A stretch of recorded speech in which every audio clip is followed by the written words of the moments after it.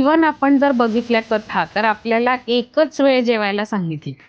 चातुर्मासात एक वेळ जेवण करा आणि ते पण सूर्यास्ताच्या आधी करा असं सांगितलंय. त्याचं कारण असं आहे, त्याच्यानंतर श्रावण सुरू होतं. 1 महिना आपण शंकराची उपासना करतो. कारण असं म्हणलं जातं की शंकर भगवान त्यावेळेला पृथ्वीवर जागृत असतात श्रावणात. त्याच्यानंतर पितृपक्ष आहेत, म्हणजे आपण पितरांना बघतो. हे शिव आणि शक्तीचं कॉम्बिनेशन म्हणून जे आलंय ते कालभैरव आहे. दगडूशेठ गणपती त्याच्या सुरुवातीला दर्शन करताना सुद्धा एक भैरव आहे, नग्न भैरव नाव आहे त्यांचं. मग ते बघून सुद्धा असं काहीतरी विलक्षण वाटतं ते. तर ज्याच्यामध्ये आपण कपलची पूजा करतो, अनघ आणि अनघा, ह्या म्हणजे दत्तांची जी वाईफ आहे अनघा, तर आपण ती एकमेव असं आहे की ज्याच्यामध्ये कपल्सची पूजा करतो. नाहीतर आपण बघितलं तर सोमवारचे व्रत केले शंकराचीच पूजा असते, देवीचे उपास केले देवीच असते. तर हे एकमेव व्रत आहे जिथे अनघ आणि अनघा हे दोघंही भजले जातात. आणि अनघा अष्टमी चे व्रत जे कोणी करतं ते म्हणून एवढं ऑस्पिशियस व्रत आहे अनघा अष्टमी. यजमानांची मुलं सारखी मरत असतात, तर तो राजा म्हणतो मी आजची रात्र इथे झोपू का? तर ते म्हणतात झोपा. मग तो दारात झोप राजा, आणि मग सटवाई येते तर जीवती अडवते तिला. आणि तिथे सगळ्या गावातले दिवे सूक्ष्म ह्याच्यामध्ये झाडावर असतात आणि ते आपसत बोलत असतात की आज मला हा प्रसाद मिळाला, तो प्रसाद मिळाला. मग तिथे राजाचा दिवा मात्र शांत असतो. दिव्याच्या प्रकाशाने दूर होऊन मला ज्ञान मिळू दे. करेक्ट. म्हणून दिव्याची अमावस्या केली जाते ऍक्च्युली. तर ते आता म्हणजे खूपच लोकांनी त्याची फार वाट लावली. अमावस्या हा सोशल मीडियामुळे काही वर्षापासून खूप हिट झालेला शब्द आहे बेसिकली. एकादशी मी रोज 21 वेळेला संकटनाशन स्तोत्र. मग बघा काही संकट येतात का? नाहीच येणार. 110% येणार नाही.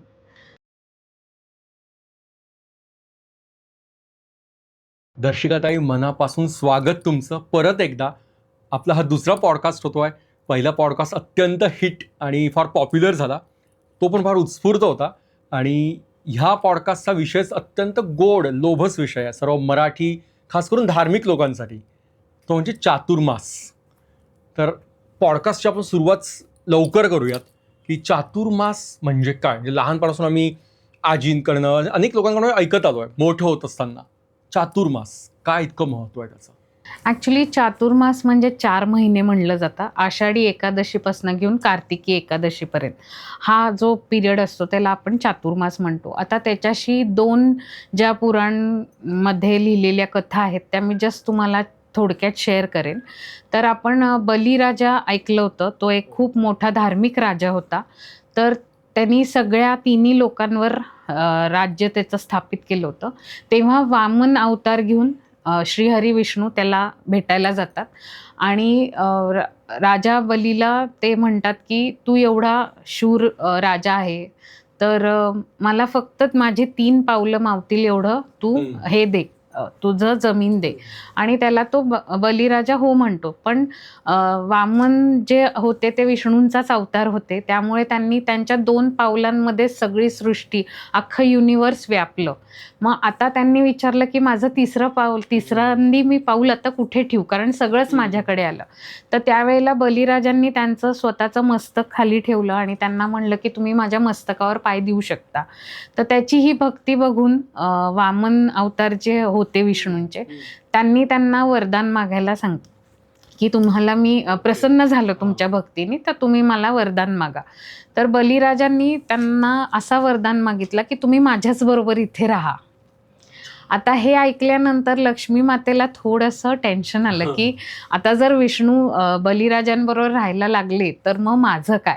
म्हणून लक्ष्मी मातेने काय केलं, एक धागा घेऊन बलीला स्वतःचा भाऊ केला आणि बलिराजांना तिने सांगितलं की आता तुम्ही माझे भाऊ आहात, तर मी माझ्या पतींना इथे कसं सोडू शकते, तर तुम्ही त्यांना मला न्यायची परवानगी द्या माझ्या विष्णू लोकामध्ये. त्याच्यावर मग बलिराजा म्हणले हरकत नाही, मी बहिणीचा मान ठेवीन, पण फक्त 4 महिने का न हो, त्यांनी माझ्याबरोबर येऊन राहावं पाताल लोकात, एवढीच माझी इच्छा. तर तेव्हापासनं मग 4 महिने म्हणजे आषाढी एकादशी टू कार्तिकी एकादशी विष्णू भगवान जे आहे ते पाताल लोकात जाऊन आराम करतात. अच्छा. तर तसं बघितलं तर ते जावई झाले ना त्यांचे, सो ते आराम करायला जातात. ओ हा पॉइंट. म्हणून असं म्हणतात की विष्णू भगवान जे आहेत ते 4 महिने आरामात जातात, म्हणजे ते निद्रामध्ये जातात, आराम करायला जातात.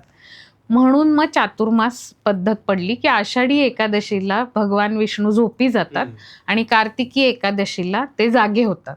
मग कार्तिकी एकादशी नंतर ते जेव्हा जागे होतात तेव्हा त्यांचं जे शाळीग्राम स्वरूप आहे त्या शाळीग्राम स्वरूपाशी तुलसी मातेचा विवाह केला जातो आणि मग तिथनं सगळे शुभ कार्य सुरू होतात. तर आता विष्णू हे आपल्या सृष्टीला चालवतात असं आपल्या पौराणिक कथांमध्ये लिहिलेलं आहे. मग भगवान विष्णूच जेव्हा झोपी जातील तेव्हा आपण कसं शुभ कार्य करू शकतो? अच्छा. करूच शकत नाही. म्हणून आपण ह्या 4 महिन्यामध्ये शुभ कार्य करत नाही. त्याच्या मागे हे. आता ह्या झाल्या आपल्या पौराणिक कथा. पण आपण आता 21st सेंचुरीमध्ये राहतो, सो आपल्याला सायंटिफिकली पण पटलं पाहिजे ना की आपण हे का करतोय. तर तुम्ही जर बघितलं तर ह्या 4 महिन्यामध्ये आपण पावसाळा बघतो. हे 4 महिने पावसाळ्याचे असतात, राईट. मग आता खूप धो पाऊस पडतो तेव्हा आपण आत्ताच बघितलं थोड्या दिवसापूर्वी हाय अलर्ट डिक्लेअर केलं होतं. सगळीकडे पाणी असतं, त्राई माम सगळीकडे हे असतं, वारं चालतं खूप. मग अशा ह्याच्यात शुभ कार्य करणं कितपत लॉजिकल आहे? Scientifically not logical. कारण तुम्ही घरातनं बाहेर पडाल, काहीतरी मिसहॅप होईल, त्यापेक्षा बेटर घरातच राहा. म्हणून मग आपण शुभ कार्य कुठलेच ठेवत नाही जेणेकरून तुम्हाला ट्रॅव्हल करावं लागेल. दुसरी गोष्ट, पावसाळा सुरू झाला की इन्फेक्शन्स खूप होतात, राईट. पालेभाज्या पण आपण खाणं अवॉइड करतो कारण त्याच्यावर खूप प्रकारचे इन्सेक्ट्स असतात, राईट. त्यामुळे सुद्धा लग्न कार्य करण्यात पॉईंट नसतो. कुणाला काही बाधा झाली, फूड इन्फेक्शन झालं तरी आपली पाहुणे आपली प्रायोरिटी आहे, त्यांची तब्येत आपली प्रायोरिटी आहे. म्हणून आपण त्याही अँगलनी ठेवत नाही. त्याच्यानंतर आपण पौराणिक कथांमध्ये हे वाचलंय की चातुर्मासात नॉनव्हेज खाऊ नये. तर त्याच्या मागचं रिझन पण हेच आहे की समजा जे आपण हेन खातो किंवा बकरी खातो ती पण पालापाचोळा खात असतं, त्यांना चिक फ्लू झाला, काही झालं तर in a way we are attracting that. आणि या काळात होतो बरेचदा फ्लू वगैरे येतात, बर्ड फ्लू येतो बरेचदा. सो त्याच्यामुळे आपण नॉनव्हेज पासून लांब राहतो. ओके. इवन आपण जर बघितल्या कथा तर आपल्याला एकच वेळ जेवायला सांगितले. चातुर्मासात एक वेळ जेवण करा आणि ते पण सूर्यास्ताच्या आधी करा असं सांगितलंय. त्याचं कारण असं आहे की जेव्हा पावसाळा सुरू होतो तेव्हा आपली पचन करण्याची क्षमता कमी होते ड्यू टू एन्व्हायरमेंटल चेंजेस. बरोबर आहे, जठराग्नी मंदावतो. कारण आपली हालचालच कमी असते ना, पाऊस असल्यामुळे आपण जास्त हालचाल करत नाही, स्टॅग्नंट होतो थोडे लाईफमध्ये. मग आपली हालचाल नाही, मग आपसूक कमी जेवा म्हणजे पचनशक्ती नीट राहील. सो सायंटिफिकली पण जे काही त्यांनी आपल्याला पूर्वजांनी सांगितले ते सृष्टीच्या नियमांना पकडूनच सांगितलं आहे. मग आता आपण म्हणतो की चातुर्मासात विष्णू भगवान झोपतात, मग आता सृष्टीचं सांभाळ कोण करणार हा मोठा प्रश्न पडतो. त्यामुळे मग श्रावणात आपण शंकरजी पहिले येतात त्यांचं भार उचलायला, कारण ते त्यांचे इष्ट आहेत. तर शंकर भगवान पहिले येतात, त्यामुळे आपण श्रावण मास पाळतो, राईट. त्याच्या आधी येते ती गुरुपौर्णिमा, राईट. तर मग जे काही संत होते, जे काही गुरु होते, त्यांनी थोड्या वेळ पृथ्वीचा भार सांभाळला. अच्छा. आणि म्हणून आपण गुरुला भजतो, गुरुपौर्णिमा साजरी करतो की जेणेकरून आपली ते रक्षा करू सगळ्या म्हणणं. त्याच्यानंतर श्रावण सुरू होतं, 1 महिना आपण शंकराची उपासना करतो. कारण असं म्हणलं जातं की शंकर भगवान त्यावेळेला पृथ्वीवर जागृत असतात श्रावणात, कारण ते पृथ्वी सांभाळायला आलेले असतात. युजली शंकरांचं काम आहे विनाश, एंड करणं, ओके. पण 1 मंथ इन अ इयर ते येतात सांभाळायला. KRA बदलतो, म्हणजे त्यांचा जो सॉफ्ट वाला नेचर आहे ते पोर्ट्रे करायला ते येतात, राईट. त्याच्यानंतर गणपती बसतात, म्हणजे गणपती थोड्या दिवस 10 दिवस भार सांभाळतात. त्याच्यानंतर पितृपक्ष येतो, म्हणजे आपण पित्रांना भजतो. तरी म्हणजे आपण जर बघितलं तर आपलं शास्त्र इतकं एनरिच्ड आहे की आपण आपल्या अँसेस्टर्सला महत्त्व देत नाही, पण भगवंतांनी दिलेलं आहे. म्हणजे जे सोल्स आपण म्हणतो की काही सोल्स इनकार्नेट होत नाही, पुढच्या जर्नीला जात नाही, तर त्या सोल्सला हे भार दिलेलं असतं भगवंतानी की ते 15 दिवस तू सृष्टीला सांभाळ. Try to help people so that you will move on to the next rail. So 15 दिवस जे असतात ते पित्रांचे असतात. पित्र ऍक्टिव्ह असतात. पित्र म्हणण्यापेक्षा इंग्लिश भाषेत सोल्स ऍक्टिव्ह असतात. जे लोक गेलेत आणि हायर रेल्मला पोचू शकले नाही, they become active. Okay. So हा काळ जो असतो तो आपण आपल्या पित्रांना खुश करण्यासाठी आपण ह्याच्यात त्यांची साधना करू शकतो. त्याच्यानंतर देवीचं आगमन होतं, शक्ती रूप येते. कारण आता हळूहळू पाऊस कमी होत चाललाय, त्यामुळे तुमच्या अंगातली शक्ती वाढवायची, कारण तुम्हाला बाहेर पडायचंय आता, म्हणून मग शक्ती येते. सो तुमच्या सगळ्या ज्या निगेटिव्ह गोष्टी आहेत त्याचा अंत करून ती नवचेतना जागृत करते आणि दसऱ्याला आपण फ्रेश होतो. आणि मग शेवटचे 15 दिवस जे असतात ते लक्ष्मी माता येते आणि स्वतः बिझी ठेवते की आता लक्ष्मी पूजन आहे, त्यामुळे सगळं क्लटर घरातनं काढा छान. तेव्हा तुम्ही बघितलं तर आपण आधी म्हणतो 4 महिने कमी खा, आणि दिवाळी असा सण असतो की भरपूर खा. म्हणजे असा एकही पदार्थ सोडू नका जो आम्ही बनवला नाहीये. का? कारण परत तुमची जठराग्नी अप टू द मार्क येणार असते, पचवायची ताकद येते, कारण नेक्स्ट थंडीची सुरुवात असते. सो हे जर आपण बघितलं तर सायंटिफिकली आणि म्हणजे आपण पौराणिक कथा जर मॅच केल्या तर ते खरंच मॅच होतं, म्हणून चातुर्मास पाळला जातो. म्हणजे कोजागिरी पौर्णिमेला महालक्ष्मीचं आपण तुम्ही म्हणालात त्याप्रमाणे, आणि टिल महालक्ष्मी पूजन नाही, लक्ष्मीपूजनापर्यंत दिवाळी म्हणजे पौर्णिमा. कारण 15 दिवस आपल्याला भगवंतही टाइम देतो तुमचं घर डिक्लटर करायला. आपण बघा ना, त्या 15 दिवसात आपण घराची साफसफाई करतो.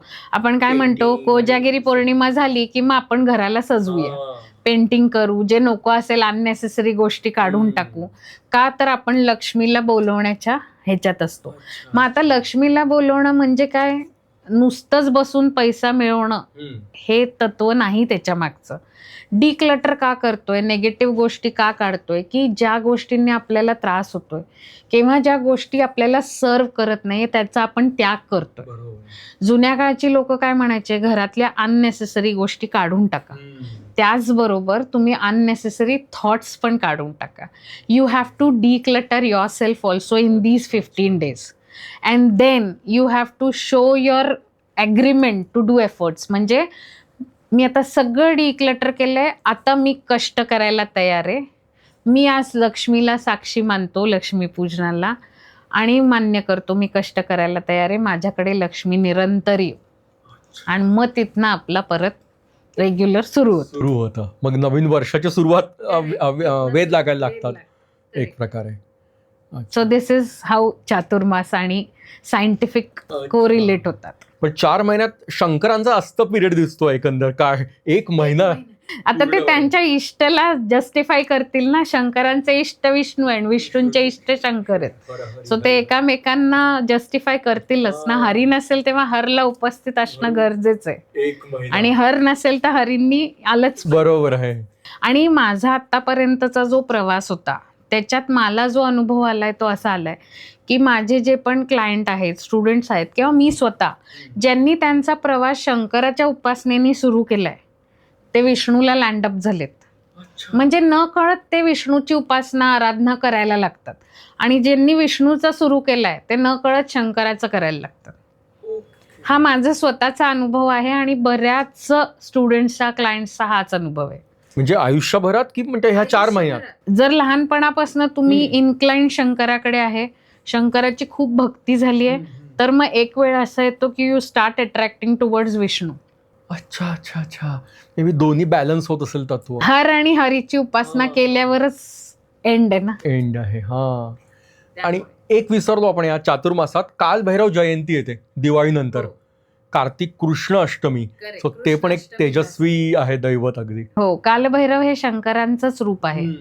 कालभैरवाची उपासना म्हणजे शंकराचीच उपासना मानली जाते, आणि ती खूप इफेक्टिव्ह उपासना आहे. ज्यांच्यावर ब्लॅक मॅजिक केलेलं आहे, किंवा ज्यांना निगेटिव्ह गोष्टी आहेत, किंवा ज्यांच्यावर खूप कर्ज झालेलं आहे, किंवा ज्यांना आतून आत्मविश्वास कमी आहे, कॉन्फिडन्सची काहीतरी भीती आहे, पण कुठली भीती आहे ट्रेस होत नाही, तर अशा लोकांनी कालभैरवाची उपासना नियमितपणे केली पाहिजे.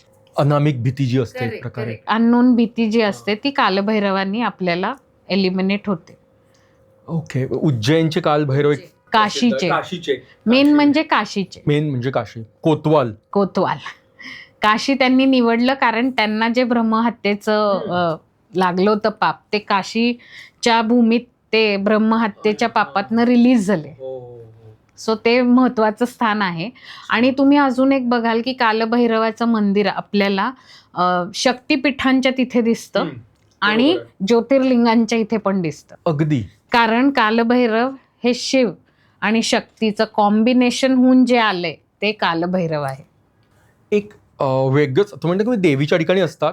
दगडूशेठ गणपती आहे ना, दगडूशेठ गणपती, त्याच्या सुरुवातीला दर्शन करताना सुद्धा एक भैरव आहेत. नग्न भैरव नाव आहे त्यांचं. मला ते बघून सुद्धा असं काहीतरी विलक्षण वाटतं ते बघून त्यांचं दर्शन करताना. नंतर गणपती दर्शन होतं. नंतर गणपतीचे दर्शन होतं. भैरव असतात सगळ्या ठिकाणी. शुभता आणणारे भगवंत म्हणजे भैरव. सगळ्या नेगेटिव्ह एंटिटीजला कट करायचा किंवा पास्ट लाईफ काही कार्मिक असेल तर ते कालभैरव आहे. आणि आजकाल कलयुग आहे असं सगळेजण म्हणतात. आपण बऱ्याचदा ऐकतो कलयुग आहे. तर ज्याला कालाचं भय संपवायचं असेल त्यांनी काली आणि कालभैरवाची उपासना केली पाहिजे. सो काली मातेची उपासना कलियुगात जास्त श्रेष्ठ उपासना मानली गेली आहे. सो जे लोक कालीची उपासना करतात ते अंततः मोक्षाला जातात. किती वेगळं ना. आपल्याला असं वाटतं की मोक्ष म्हणजे एक सात्विक दैवत असावं. महाकाली सुद्धा मोक्ष देते. महाकाली ऍक्च्युली लोकांनी तिला पोट्रे चुकीचं केलेलं आहे. सर्वात प्रेमळ देवी कुठली असेल तर ती महाकाली आहे. म्हणजे महाकालीची पण कथा अशी आहे की ब्रह्मा विष्णू महेश हे तिघ सुद्धा हे कालीमधनंच उत्पन्न झालेली तिची मुलं आहेत. महाकालीचीच ही मुलं आहेत. म्हणजे ती सृष्टी निर्माता होती. तिने ही 3 मुलं जन्माला घातली. आणि एकदा ब्रह्मांमध्ये आणि विष्णूंमध्ये दोघांमध्ये आर्ग्युमेंट होते आणि ब्रह्मा म्हणतात की तुम्ही मला पूजलं पाहिजे असं विष्णू भगवानांना म्हणतात. तर विष्णू त्याला थोडेसे रेझिस्ट करतात की का म्हणजे मी तुम्हाला भजू. ओके. मग त्याच्यानंतर त्यांचे वाद चाललेले असतात. तेव्हा शंकर भगवान काय करतात, एक लिंगाच्या ह्याच्यामध्ये एक खूप मोठा असा रॉड टाईप एनर्जी क्रिएट करतात, गोल्डन पिलर. ओके. आणि त्या दोघांनाही सांगतात की त्या दोघांपैकी जो कोणी पहिले शोधून काढेल की ह्याची सुरुवात कुठे नाही तर अंत कुठे, तो दुसऱ्याला भजेल. म्हणजे दुसरा त्याला भजेल. ओके. सो ब्रह्मा एका दिशेने जातात, विष्णू एका दिशेने जातात. त्याच्यानंतर ते वर म्हणजे शोधत असतात की कुठनं स्टार्ट आहे कुठे एंड आहे. पण अनफॉर्च्युनेटली दोघांनाही काही सापडत नाही. पण ब्रह्मा काय म्हणतात की मला सापडलं एंड पॉइंट, मला कळलं कुठे. तर मग ती जी एनर्जी असते तिला ते कन्व्हिन्स करतात की मलाच नाही तर केतकी फुलाला सुद्धा माहिती आहे. ओके. पण विष्णू सरेंडर करतात. विष्णू म्हणतात मला काही सापडलं नाही की स्टार्ट कुठे एंड कुठे. तर मग ब्रह्मा म्हणतात ठीक आहे, म्हणजे मग तुला आता मला आराध्य करावं लागेल आणि तुला मला भजावं लागेल. तेवढ्यात त्या एनर्जीमधनं जे प्रकट होतात ते भगवान शंकर असतात. आणि मग शिव म्हणतात की हे खोटं बोलला तुम्ही, ह्याला एंड नाहीये आणि स्टार्ट नाहीये. मग तुम्हाला कसं काय एक छोर सापडला, तुम्ही खोटं बोलताय. त्याच्यामुळे त्यांना श्राप मिळतो ब्रह्मांना की कुठल्याही लोकात तुमची पूजा होणार नाही. त्यामुळे आपण कुठेही ब्रह्मांची पूजा करत नाही. विष्णूंची करतो, शंकराची करतो, पण ब्रह्माची नाही करत. कारण हा श्राप त्यांना शंकरांकडनं मिळालेला आहे. आणि शंकरांना सुद्धा केतकीचं फूल व्हायला जात नाही कारण ती खोटं बोलली ब्रह्मांबरोबर. सो ते फूल ते त्यांच्या पूजेत एक्सेप्ट करत नाही. आणि मग ते विष्णूंना सांगतात की तुम्ही ह्यांना भजायची गरज नाही. आणि दॅट इज वेन विष्णू आराध्य शंकरांना मानतात आणि शंकर आराध्य. आता जेव्हा ते म्हणतात तेव्हा शंकर भगवान या दोघांना म्हणतात की आपण हे ज्या आपल्या दैविक शक्तींवर जो अहंकार दाखवतो की मला पूजा, ॲक्च्युली आपल्याहूनही मोठी पॉवर आहे जिने आपल्याला जन्माला घातलं. तर आपण सगळ्यांनी तिला नतमस्तक झालं पाहिजे. तर मग सगळे 3 जण प्रार्थना करतात आणि तिथे एक बॉल ऑफ एनर्जी क्रिएट होतो. आणि हे 3 जण तिला म्हणतात की आम्हाला तुझं सुंदर स्वरूप बघायचंय, की आम्ही तुझी मुलं आहोत तर आम्हाला तुझं स्वरूप बघायचंय की ॲक्च्युअल काय स्वरूप आहे. तर ते स्वरूप जे येतं ते काली मातेचं स्वरूप येतं. सो ब्रह्मा त्यांच्या, कारण ब्रह्मांनी मॅनिफेस्ट केलेलं असतं खूप सुंदर छान अशी स्त्री आपल्या समोर येईल आणि ती असते काली, एकदम नैसर्गिक ओरिजिनल रूपात, रॉ एकदम. करेक्ट. तर ते तोंड फिरवतात तिच्यापासून. म्हणून ती त्यांना काय म्हणते की तुम्ही ज्ञानापासून तोंड फिरवलं, त्यामुळे त्यांना 3 तोंड आहे की सगळ्या दिशेतनं ज्ञान घ्या. म्हणून she has given 3 faces to Brahma. मग ती विष्णूंकडे जाते. विष्णू काय करतात, डोळे बंद करतात आणि मॅनिफेस्ट करतात की नाही ती सुंदरच आहे, ती सुंदरच आहे. त्यांना दिसते ती सुंदर नाहीये, पण तरी ते त्यांना कन्व्हिन्स करतात स्वतःलाच की ती सुंदर आहे. म्हणून त्यांना जग चालवायचं काम दिलं, माया निर्माण करायचं काम दिलं. हे सगळं खोटं आहे ना, हरीची माया ज्याला म्हणतो आपण. हे सगळं अल्टिमेट गोल काय, मोक्ष आहे. पण आपण जे जगतोय ती माया आहे. मग ही माया क्रिएट करायचं काम विष्णूंना दिलं. डोळे मिटून जे आपल्याला वाटतंय ते खरं ते मानतायत आणि आपण पण त्याच्यातच राहतो. एक्झॅक्टली. म्हणून ते काम विष्णूंना दिलं. म्हणजे नॉलेजचं काम ब्रह्मांना दिलं, विष्णूंना माया क्रिएट करायचं आणि सगळ्यांना बिझी ठेवायचं. मग ती शंकराकडे जाते आणि शंकराला विचारते तुला माझी भीती नाही वाटली का? तर शंकर तिला म्हणतात नाही, मला फक्त तुझ्यात प्रेमच दिसलं. त्यावेळेला मग ती शंकरांना म्हणते की मी तुला मिळेन, पण तुला आता त्या सगळ्या ह्याच्यामध्ये सृष्टी चालवायला एकटा मेल उपयोगाचा नाही. म्हणून काय करते ती प्रकृती, 3 तिच्यातलेच 3 हे काढते. आणि ब्रह्मांना नॉलेजची देवी देते, म्हणजे सरस्वती. अच्छा. ते निर्माण करायचंय आपल्याला. सो निर्माण करायला नॉलेज लागतं. सो सरस्वती ब्रह्मांबरोबर असते. आता माया आहे, डिल्युजन क्रिएट करायचंय, सो लक्ष्मी आहे. आपल्याला लक्ष केंद्रित करायचं आणि ते मिळवायचंय. मिळवण्यासाठी लक्ष्मी लागते. सो तिचीच रूप आहे ती. सरस्वती झाली, लक्ष्मी झाली. आता तिसरी जी शंकरांना येते ती सती देते ती. पण ती शंकरांना काय अट ठेवते की तुम्ही मला प्रेम म्हणून मॅनिफेस्ट केले तर ते इझिली नाही मिळणार आहे. मी जेव्हा सती रूपात येईन त्यावेळेला जेव्हा तुम्ही मला हे आठवण करून द्याल की मी कालीचं रूप आहे आणि माझ्यातले पावच मला आठवण करून द्याल, त्यावेळेला मी तुम्हाला सोडून जाणार नाही. त्यामुळे जर आपण पूर्ण कथा वाचल्या जुन्या सगळ्या, तर सरस्वतीच कधी गेलेली असं आपण उल्लेख केलाय नाही. सरस्वतीचा मृत्यू झाला, ब्रह्मा शोधत फिरले असं कुठेच उल्लेख नाही. राईट. लक्ष्मी पण गेलेली कुठे उल्लेख नाहीये. पण शंकरांची बायको सती सोडून गेली, पार्वती सोडून गेली. त्यांना मात्र त्यांची वाईफ लाईफ लॉंग नाही मिळाली. तर त्यांना 107 जन्म पार्वतीला घ्यायला लागले. तेव्हा कुठे 108व्या जन्मात तिला रिअलाइज झालं की मी काली आहे आणि मी कालीचा अवतार आहे. सो आता हे 107 जन्म असं म्हणलं जातं की हे सतयुगात आणि द्वापर युगात झाले. आता कलियुग आलाय, सो आता काली सरफेसला आली. सो आता सगळंच इक्वेशन बदलणार आहे युनिवर्सचं. पण असं एक मान्यता आहे. आता किती खरं किती खोटं मला या वादात पडायचं नाहीये, पण दिस इज व्हॉट इट इज. म्हणून शंकर एकमेव होते की ज्यांनी कालीला आहे तसं स्वीकारलं. म्हणून तिने त्यांना वरदान दिलं की देवो के देव महादेव, म्हणजे सगळ्यांमध्ये श्रेष्ठ महादेव, असं ते वरदान त्याला मिळालेले. आणि आपण जर बघितलं 10 महाविद्यामध्ये तर देवीचं एक रूप आहे ज्याच्यात तिने शंकराला तिचं दूध पाजले. म्हणजे she has become mother of lord Shiva. जेव्हा त्यांनी ते विष प्राशन केलं समुद्र मंथनच्या वेळेला आणि त्यांच्या गळ्याची आग जेव्हा कमी होत नव्हती सगळे प्रयोग करून सुद्धा, तेव्हा ती त्या आईच्या रूपात जाते आणि ती भगवंताला तिचं दूध पाजते. म्हणून तसं ॲक्च्युली कालीच आई पण आहे आणि बायको पण आहे. ते म्हणतात ना क्षणाची पत्नी अनंत काळची माता, तसंच. आणि आपल्याही आपण जेव्हा करतो ना तेव्हा मुलीला हेच शिकवलं जातं ना की तुला आई पण व्हायचंय, बायको पण व्हायचंय, मैत्रीण पण व्हायचंय, बहीण पण व्हायचंय. So she has to play multiple roles with a single husband as and when required, जसं असेल तसं. सो ह्या ज्या म्हणी आहेत त्या काहीतरी कथांपासून चाललेल्या आहेत. आणि त्या अजूनही चालू आहेत. ही महाकाली. सो आता महाकालीला भजणं खूप खूप गरजेचं आहे. आणि ते खूप सौम्य रूप आहे. असं आपल्याला जे वाटतं की तंत्रविद्यातच महाकाली वापरली जाते, तर वामकाली जी आहे ती तंत्रविद्यात वापरली जाते, म्हणजे चुकीच्या मार्गाने मॅनिफेस्टेशन करणं.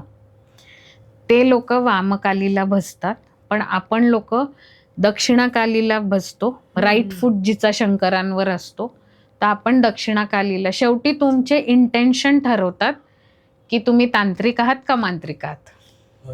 आणि मी माझ्या परत म्हणजे सगळ्याच व्ह्युअर्सला हे सांगायच्या इच्छुक राहीन की कुणाचं वाईट चिंतण्यापेक्षा माझं कसं चांगलं होईल तेवढंच बघा. आणि जर जेवढे लोक बघतायत, मला माहित नाही आता किती लोक बघतील, त्याच्यातनं 50% जरी लोकांनी हे फॉलो केलं की मी फक्त माझाच विचार करते, मग मी अभिजितचा वाईट पण विचार करणार नाही, मी अभिजितचा चांगलाही विचार करणार नाही. माझ्या आटोक्यात जेवढी असेल तेवढी मदत मी नक्की करेन, पण जर नाही जमलं तर त्याचं दुःखही मानणार नाही, पण मी त्याला कर्सेसही देणार नाही. एवढाच रूल जरी फॉलो केला ना तरी आपली लाईफ खूप सेटल होईल. कारण आपल्याला वाटतं की आपण विचारांमध्ये बोललो, पण युनिवर्स ते ट्रेस करत असतं, तुमचे इंटेन्शन्स चेक करतात.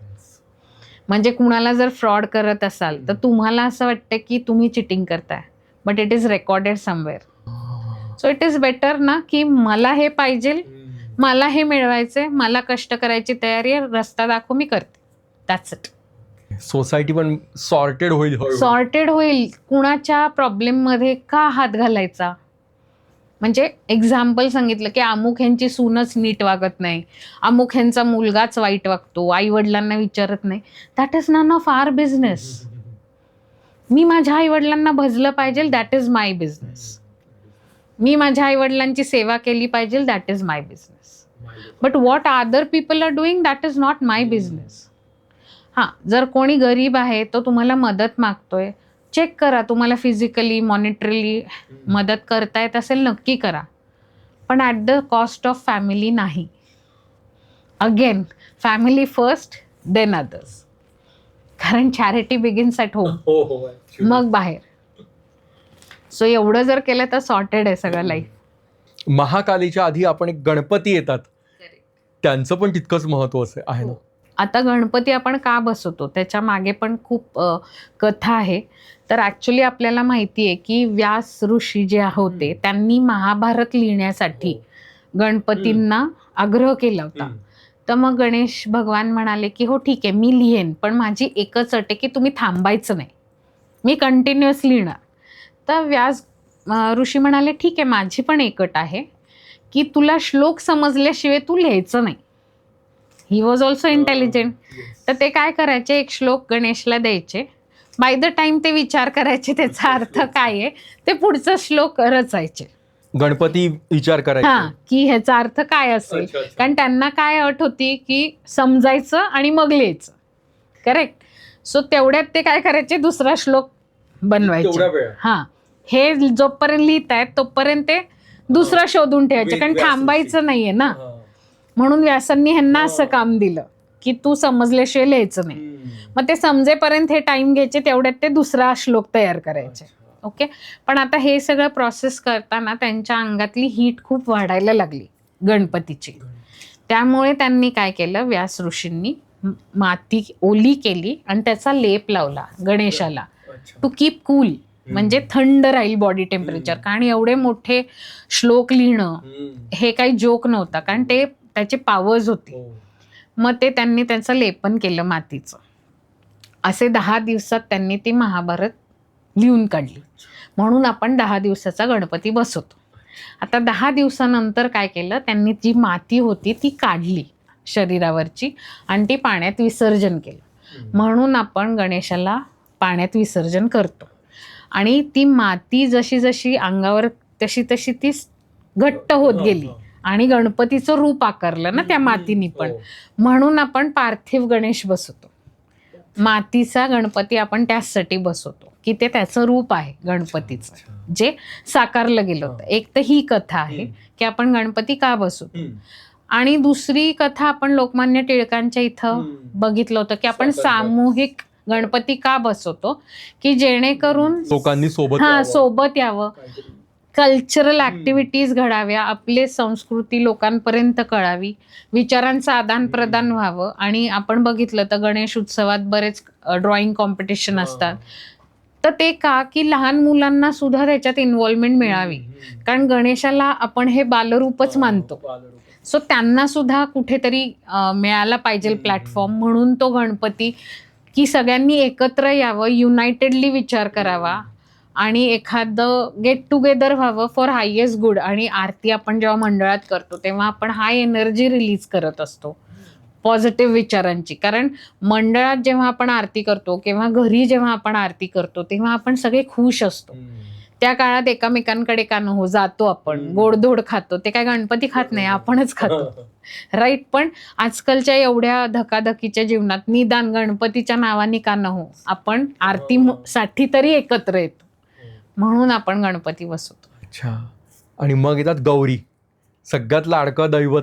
गौरी परत आपण म्हणजे आता गौरीच्या ह्याच्यामध्ये आपण लक्ष्मीचंच रूप बघतो. कोणी महालक्ष्मी म्हणतात, महालक्ष्मी म्हणतात. महाराष्ट्राच्या तिकडच्या भागात, पूर्व महाराष्ट्रामध्ये महालक्ष्मी म्हणतात त्यांना, इकडे गौराई म्हणतात, गौरी. म्हणजे त्याच्यातही थोडंसं कन्फ्युजनच आहे. काही लोक गणपतीच्या बहिणी म्हणतात, तर काही गणपतीची आई म्हणतात. पण आपण त्या ह्याच्यात नको पडायला. आपण लक्ष्मीचं रूप मानतो आणि म्हणून आपण तिला घरात आणतो. आणि लक्ष्मी आपल्या घरात येते आणि आपण बघतो की खरंच त्यांची पावलं उमटतात. त्या हळद कुंकू जे आपण गौऱ्यांसमोर बसवतो त्याच्यामध्ये त्यांची पावलं उमटतात, जे आम्ही स्वतःही अनुभव केलेला आहे. सो आपल्या घरी आपण एका अँगलनी आपण देवीलाच आव्हान करत असतो. आता सायंटिफिकली आपण परत बॅक टू स्क्वेअर, आपण आपल्या सायन्सवर येऊया की जेव्हा आपण एखादी पूजा करतो तेव्हा आपण नेहमी ऐकतो की पंचतत्वांनी हे युनिव्हर्स बनलेलं आहे, राईट. सो 5 तत्व आहेत, आपण ऐकत आलो. तर कुठली तत्व आहेत? तर फायर, वॉटर, एअर आणि अर्थ. आणि 5th एलिमेंट इज आकाश, जिथे आपण सगळं रेकॉर्डिंग होते.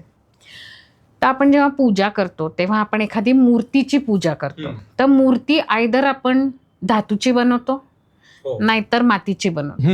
म्हणजे we are getting connected to earth element. कारण अर्थमधूनच मेटल येतं, अर्थमधनं मेटल येतं आणि आपण खाली बसून करतो, म्हणजे आपण अर्थच्या कॉन्टॅक्टमध्ये.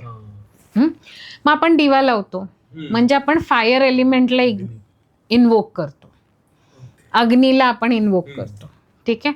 त्याच्यानंतर आपण पाण्याने अभिषेक करतो, म्हणजे आपण म्हणतो ना चरणामृत, तीर्थ, अभिषेक, आपण पंचामृत करतो, मग ते प्रसाद म्हणून पितो. का? आता आपण वॉटर एलिमेंटला जागृत करतोय. ओके. त्याच्यानंतर लास्ट येतो एअर एलिमेंट. एअर एलिमेंट कसा? तर जेव्हा आपण उदबत्ती लावतो तेव्हा त्या फ्युम्स एअरमध्ये जातात. आता ही सगळी पूजा करताना व्हॉट एव्हर यू मॅनिफेस्ट, तुमच्या मनात ज्या इच्छा असतात त्या एनर्जी रूपात आकाशाशी कनेक्टेड होतात. मग जेव्हा आपण ह्या 5 तत्वांना एकत्र घेऊन पूजा करतो तेव्हा ती सफल होते. कारण आपण 4ही देवांना, 4ही दिशांच्या देवाला आवाहन करतो वेगवेगळ्या स्वरूपात, जे मी मेन्शन केलं, मूर्ती, दिवा, पाणी. ओके. आणि लास्ट इज युअर वर्ड्स, जे तुम्ही इच्छा करता. तर हे जेव्हा एकत्र येतात पंचतत्व तेव्हा मॅनिफेस्टेशन सोपं जातं. अच्छा. म्हणून याला पंचोपचार पूजा म्हणत असेल का? परफेक्ट. म्हणून आपण म्हणतो पंचोपचार पूजा केली पाहिजे. आता ह्याच्या दिशा जर बघायला गेलो तर साऊथला फायरची दिशा आहे, अग्नीची. नॉर्थला वॉटर, अपोजिट आहेत ना.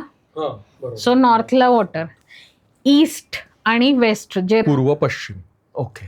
सो आपण water, earth, fire, air. Air is west, east म्हणजे ईस्ट, करेक्ट. म्हणून आपण नॉर्थ ईस्टला पाणी ठेवतो, कारण नॉर्थला अर्थ येतं आणि वॉटर येतं, आणि अर्थ 80% वॉटर आहे. सो आपण त्या दोघांना नॉर्थ ईस्टला का, करेक्ट. सो म्हणून आपण कुठली पण पूजा करतो ना तेव्हा आपण नॉर्थ ईस्टला फेस करून करतो, कारण आपण राहतो पृथ्वीवर, त्याचा मॅक्सिमम जो आहे पाण्याचा आहे. म्हणून हे दोन्ही जेव्हा आपण एकत्र आणतो तेव्हा जास्त पॉवर वाढते. आणि मग वेस्टला तुमचं एअर आहे. सो वेस्ट दिशा जी आहे ती सगळं एलिमिनेट करायला यूज करतो आपण. ओके. जे काही आपल्या लाईफमध्ये आपल्याला सोडायचंय ओके. ते पश्चिम दिशेला तोंड करून जर मॅनिफेस्ट केलं की मला राग काढायचा आहे, म्हणजे माझ्या दारिद्र्य आणि सगळं नेगेटिव्हिटी जे हे सगळं पश्चिमेला जातं. आणि सगळं म्हणजे आपण जे जिथे स्ट्रेंथ लागते, खूप तुला शक्ती लागणार आहे, असे मॅनिफेस्टेशन साऊथला घेतो. अच्छा. आणि जिथे प्युअर आहे, हेल्दी राहायचंय, हेल्थशी रिलेटेड आहे, स्पिरिच्युअलिटीला जायचंय, ईस्टला करतो. ईस्ट आणि नॉर्थ. सो असं ते आहे सगळं. गणपती ज्या दिवशी बसतात भाद्रपद शुद्ध चतुर्थी, त्या दिवशी श्रीपाद श्रीवल्लभांची पण जयंती असते, प्रकट दिन आय थिंक त्यांना म्हणतात. तर ते पण एक त्यांचाच एक रूप म्हणायचे ना, त्या पोथीत पण दिलं असं. काणीपाकम गणपती पण आहे तिरुपती जवळ, त्या त्यांचंच ते आहे. सो ते पण आपण भजतो नाही नव्हे, श्रीपाद श्रीवल्लभांना. आणि त्याच्याच दुसऱ्या दिवशी ऋषीपंचमी आपल्या गजानन महाराजांची. त्या दिवशी त्यांनी समाधी घेतली ऋषीपंचमीला. म्हणजे त्यांनी पण आधी हे सण सुरू केला, गणपती बसवला 1.5 दिवसाचा, आणि मग त्याच्यानंतर ते पंचतत्वात लीन झाले ऋषीपंचमीला. सो ती गजानन महाराजांचा माझा फेवरेट दिवस आहे तो. ऋषीपंचमीला मी त्यांची उपासना करणार नाही असं होतच नाही. म्हणजे पूर्ण पारायण करते. आणि युजली मी 1000 मोदक दरवर्षी गणपतीला चढवते. घरच्याच नाही, दगडूशेठला चढवते. दगडूशेठला. अच्छा. मी घरी बनवते 1111 मोदक, आणि मग मी दगडूशेठला ऋषीपंचमीला चढवते. ऋषीपंचमीला त्यातल्या त्यात स्पेसिफिकली, म्हणजे गजानन महाराजांचा आणि गणपतीचा असं क्लब होऊन मला तिथे चढवता येतं. अच्छा. पण बाकी शेवटी कधी कधी एखाद वर्ष प्लस मायनस होतं तर मी 10 दिवसात कव्हर करते, पण शक्यतो मी ऋषीपंचमीला करते. मगाशी तुम्ही म्हटल्याप्रमाणे इंटेन्शन मॅटर्स, की इंटेन्शन शेवटी महत्वाचं आहे. करेक्ट. सो ते मी करते. सो अशा प्रकारे हे आपलं चातुर्मास प्रबोधिनी एकादशी म्हणजे कार्तिकी एकादशीला आपला संपतो. त्यानंतर मग पौर्णिमा, कार्तिक पौर्णिमा, गिरनार परिक्रमा, तो पिरियड असतो एक सुंदर, ऊर्जा असते एक प्रकारची. मार्गशीर्ष महिना येतो ना कार्तिक नंतर, तो दत्ताशी रिलेटेड आहे ना. मार्गशीर्ष येत आहे, बरोबर. मार्गशीर्ष येतो कारण कार्तिक. कारण माझं म्हणजे मी जसं म्हणलं की मी चातुर्मासात खूप नेम केलेले आहेत वेगवेगळ्या गोष्टींसाठी, तर मग कार्तिक पौर्णिमेनंतर मला मार्गशीर्षाची आस सुरू होते, कारण त्याच्यात आपण लक्ष्मीची उपासना करतो. आणि महत्व म्हणजे दत्त पौर्णिमा येते, ही माझ्यासाठी खूप लाडकी आणि ऑस्पिशियस पौर्णिमा असते. आणि त्याच महिन्यात कृष्ण अष्टमी जी येते मार्गशीर्षात, मार्गशीर्षातली कृष्ण अष्टमी, तेव्हा आपण अनघाष्टमीचे व्रत सुरू करतो. कारण ते एकमेव व्रत आहे अनघाष्टमीचं ज्याच्यामध्ये आपण कपलची पूजा करतो. अनघ आणि अनघा, ह्या म्हणजे दत्तांची जी वाईफ आहे अनघा, तर आपण ती एकमेव असं आहे की ज्याच्यामध्ये कपल्सची पूजा करतो. नाहीतर आपण बघितलं तर सोमवारचे व्रत केले शंकराचीच पूजा असते, देवीचे उपास केले देवीच असते. तर हे एकमेव व्रत आहे जिथे अनघ आणि अनघा हे दोघंही भजले जातात.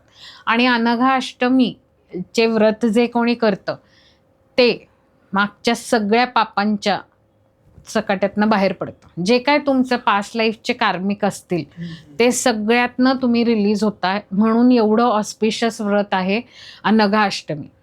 आणि हे व्रत कृष्णाने युधिष्ठिरेला सांगितलेलं व्रत आहे.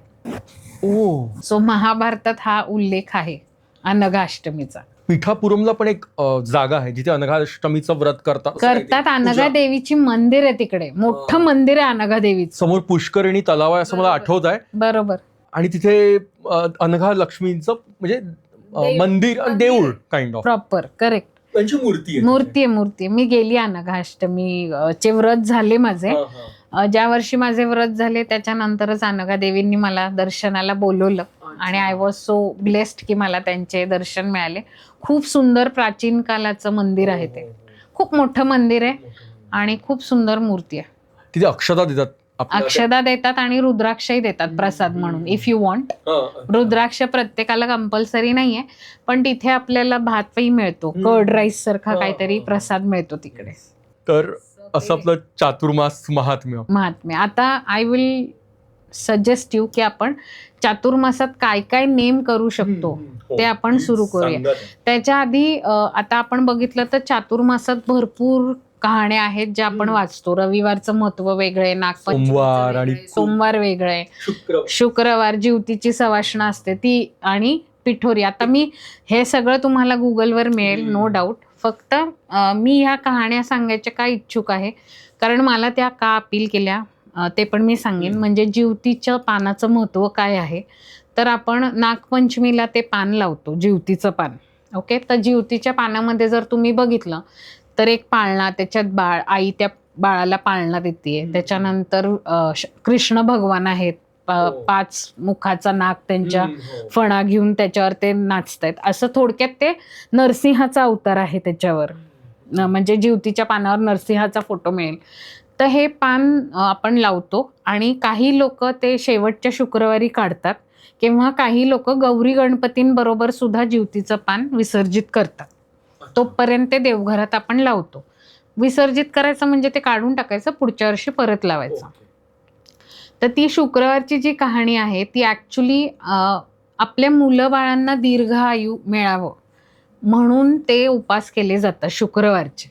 सो ज्यांना ॲबॉर्शन्स होत आहेत, ज्यांची मुलं दगावत आहेत, ज्यांची मुलं राहत नाही आहेत, तर त्यांनी जिवतीच्या पानाची पूजा नक्कीच केली पाहिजे, कारण ती तुमच्या मुलांच्या दीर्घ आयुसाठी पूजा करतो आपण. तर ती स्टोरी जर तुम्ही नीट ऐकली, मी आता शॉर्टमध्ये सांगणार आहे कारण डिटेल यूट्यूबवर मिळेलच तुम्हाला. तर ती स्टोरी अशी असते की एक राजा असतो आणि त्याच्या बायकोला मूलबाळ होत नसतं. तर ती सुईणीला बोलवते आणि विचारते की तुझ्याकडे असं काही आहे का की नाळवारीचं मूल मला मिळेल. तर सुईण म्हणते मला शोध घ्यावा लागेल, मी बघते. आणि फॉर्च्युनेटली त्याच गावात एक ब्राह्मण बाई प्रेग्नेंट असते, तिला 2 महिन्याची प्रेग्नन्सी डिटेक्ट झालेली असते. तर ती राणीला जाऊन सांगते की तुम्ही खालनं भुयार तयार करा की जेणेकरून ती जेव्हा डिलिव्हरी करेल मी ते बाळ तुम्हाला आणून देईल, आणि तुम्ही आता ही अफवा उडवा की मी पण प्रेग्नेंट आहे आणि 2 महिन्याची प्रेग्नेंट आहे. आणि ते सगळं तसंच केलं जातं. मग ती ब्राह्मणबाईकडे जाते. ब्राह्मणबाईला म्हणते की तुझी ही पहिलीच वेळ आहे, त्यामुळे तू घाबरशील आणि तू गरीब आहे, तर मी तुझं बाळणपण तसंच करीन विदाऊट पैसे घेता किंवा काही घेता. मग तिला कळतं की आता हिचे 9 मास भरलेत, आता ही कधी पण डिलिव्हरी करेल बेबी. तेवढ्यात ती राणीला जाऊन सांगते की आता तिची वेळ जवळ आली आहे, ती कधी पण बेबी डिलिव्हर करेल, तर तुम्ही पण असंच सांगा प्रजेला की आता माझी पण वेळ आली. आणि मग ती ब्राह्मणबाईकडे जाते, तिचे डोळे बंद करते आणि तिला म्हणते मी तुझे डोळे बंद करणार आहे कारण तर तुझी पहिली वेळ आहे, तुला भीती वाटेल. आणि ती ब्राह्मणबाई एका मुलाला जन्म देते आणि ही काय करते, दासीच्या हाती ते मुलगा राजाकडे पाठवून देते. सो तो तिथं राजपुत्र म्हणून ओळखला जातो. आणि इथं ती ब्राह्मणबाईला काय सांगते की तुला वरवंटात जन्माला आलाय, धोंडा, आणि त्याला कुंची घालते ती आणि ती त्याला म्हणते तुला धोंडात जन्माला आलाय. आता ब्राह्मणबाई पण इतकी वेडी नसते ना की धोंडा कशी जन्माला घालेल, ती शक्यच नाहीये. म्हणून ती काय करते की ठीक आहे, म्हणजे आता ती वाद तर घालू शकत नाही सुईणीशी, कारण ती सुईण राणीशी कनेक्टेड असते, त्यामुळे ही ब्राह्मण गरीब असते. तर ती काय करते, त्या दिवसापासनं ती दरवर्षी श्रावणी शुक्रवार आपल्या मुलासाठी करते. आणि ती काय करते की अक्षदा उडवते आणि म्हणते जिथे कुठे माझं मूल असेल त्याला दीर्घ आयुष्य दे. आणि ते ती वर्षानुवर्ष करत असते. मग राजा मोठा होतो. एक दिवस तिला बघितल्यानंतर ना त्याला उत्सुकता वाटते, अट्रॅक्शन वाटतं. ऑब्व्हियस आता तिचाच मुलगा आहे, अट्रॅक्शन वाटेलच, म्हणून तो तिला भेटायला जातो. त्याच्यानंतर तो त्याच्या आईकडनं म्हणजे राणीकडनं परवानगी घेतो की मला काशीला जायचंय, आणि मग तो काशीला जायला निघतो. मध्ये रस्त्यामध्ये तो एका यजमानांकडे थांबतो, तर त्या यजमानांची मुलं सारखी मरत असतात. तर तो राजा म्हणतो मी आजची रात्र इथे झोपू का, तर ते म्हणतात झोपा. मग तो दारात झोपतो राजा. आणि मग सटवाई येते तर जिवती अडवते तिला आणि जिवती म्हणते तू माझ्या ह्या नवसाच्या पोराला ओलांडू नाही शकत. त्यामुळे ते दोघं बोलतात की नाही ओलांडू शकत, ती जाते. आता हे सगळं तो यजमान ऐकतो आणि त्यावेळेला त्याचं मूल जे असतं ते वाचतं, नाही तर त्या यजमानांची मुलं सारखी मरत असतात. पण बिकॉज तो राजा झोपलेला असतो मध्ये आणि ते नवसाचं पोर असतं, ती सटवाई ओलांडू शकत नाही. मग ते यजमान म्हणतो राजाला की तू अजून एकच दिवस थांब म्हणजे माझं मूल वाचेल. म्हणून राजा तिथे थांबतो. परत सटवाई येते, परत जिवती म्हणते की हे माझं नवसाचं पोर आहे. तू ओलांडू नाही शकत, असं करत त्यांची मुलं वाचतात आणि मग राजा काशीला जातो. घरी आल्यानंतर तो म्हणतो की आपण गाव जेवण घालूया. मग त्यावेळेला त्या बाईला पण बोलवतो. मग आता ती बाई काही नियम पाळत असते आपल्या मुलासाठी, की हिरव्या बांगड्या घालत नाही, हिरवी साडी घालत नाही, ते तांदूळाचं लेणं ओलांडत नाही, असं काय काय नियम्स ती पाळत असते. तर ती राजाला म्हणते हे सगळे नियम पाळून जर तू मला जेव घालणार असशील तर मी येईन. तर राजा म्हणतो हो, पण आजच्या दिवशी गावातलं कोणीच घरी अन्न नाही बनवणार, मी तुझे सगळे नियम पाळेन, तू ये. आणि तो येतो आणि जेव्हा तो तूप वाढायला लागतो तेव्हा जेव्हा त्या बाईजवळ जातो तेव्हा तिला पान्हा फुटतो आणि ते दूध त्याच्या तोंडात जातं. त्याला ते एम्बॅरेसिंग वाटतं की ही काय, म्हणजे हे काय झालं, सगळे लोक काय म्हणतील, आणि तो खूप अपसेट होतो. आणि मग तो राणीला विचारतो की ह्याचं व्हायचं काय कारण असेल. तेव्हा राणी म्हणते की तीच तुझी खरी आई आहे. आता ही स्टोरी जरी थोडी इलॉजिकल आहे किंवा थोडीशी फिल्मी स्टाईल आहे, पण ह्याच्या मागचा जर उद्देश बघितला तुम्ही तर ह्याच्यात या स्टोरीमध्ये काय पोट्रे होतं की एका आईचा विश्वास की माझं मूल जिथे कुठे आहे ते सुरक्षित आहे. So again your faith works. So तुम्हाला जे काही लाईफमध्ये अचीव करायचंय ती गोष्ट तुमच्या समोर असो किंवा नसो, पण तुमचा विश्वास असणं खूप खूप जास्त गरजेचं आहे. ही जी स्टोरी आहे ती फक्त विश्वासाची स्टोरी आहे आणि विश्वासावर तिने तिच्या मुलाला जिवंत ठेवलं. बरं, मग आपला विश्वास मॅनिफेस्ट होतो का? तर झाला तिचा.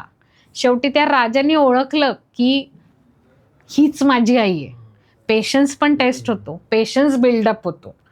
तर जेव्हा आपण ह्या सगळ्या स्टोरीज वाचतो ना तर त्याच्या मागे काहीतरी लॉजिक असतं, म्हणून त्या स्टोरीज बनवल्या गेल्या. म्हणजे जेव्हा आपण एखादी गोष्ट विश्वासाने करतो, म्हणजे बरेच क्लायंट माझ्याकडे येतात आणि म्हणतात की आम्हाला ॲस्ट्रॉलॉजरनी सांगितले गंडांतर योग आहे, मला भीती वाटते, माझं मूल दगावेल किंवा मी दगावेन. पण तसं नाही आहे. जरी तुम्हाला सांगितलं की तुमच्या पत्रिकेत गंडांतर योग आहे, तरी तुमच्याहून सांगणाऱ्या व्यक्तीहून मोठी एक एनर्जी आहे. तिला सांगा ना विश्वासाने की मला आत्ता नाही मरायचंय, माझ्या मुलाला सेफ ठेव, मी वाटेल ते करीन, पण माझ्या मुलाला सेफ ठेवण्याचं काम तुमचं. तर ती एनर्जी, कारण तुम्ही जे बोलता तेच युनिवर्स ऐकतं. आता कंटिन्युअस जर तुम्ही हेच सांगाल की तुझं मूल दगावणार आहे, गंडांतर आहे, गंडांतर आहे, गंडांतर आहे, तर युनिवर्सला काय वाटतं की अरे बहुतेक ह्याला गंडांतर योगच हवाय, मग युनिवर्स तथाच तू म्हणते. So I always tell my client की तुम्ही जेव्हा एका ॲस्ट्रॉलॉजरकडे जाता तेव्हा जेव्हा काही नेगेटिव्ह कमेंट्स येतात तेव्हा सी टू इट की तुमच्यातला फेथ कसा वाढेल, की हे होऊ द्यायचं नाहीये, ह्याच्या विरुद्ध घडवायचंय मला. आणि ही ताकद आपल्यातच आहे. का? कारण आपण पंचतत्वाशी कनेक्टेड आहे. जर पाची तत्वपणाला लावली तर तुम्ही गोष्टी साध्य करूच शकणार आहात. तर ॲस्ट्रॉलॉजी हा फक्त गायडन्ससाठी घ्यायचा आहे, भीतीसाठी नाही. ॲस्ट्रॉलॉजरकडे का जायचंय की पुढे खड्डा आहे, ठीक आहे, मग how should I eliminate it.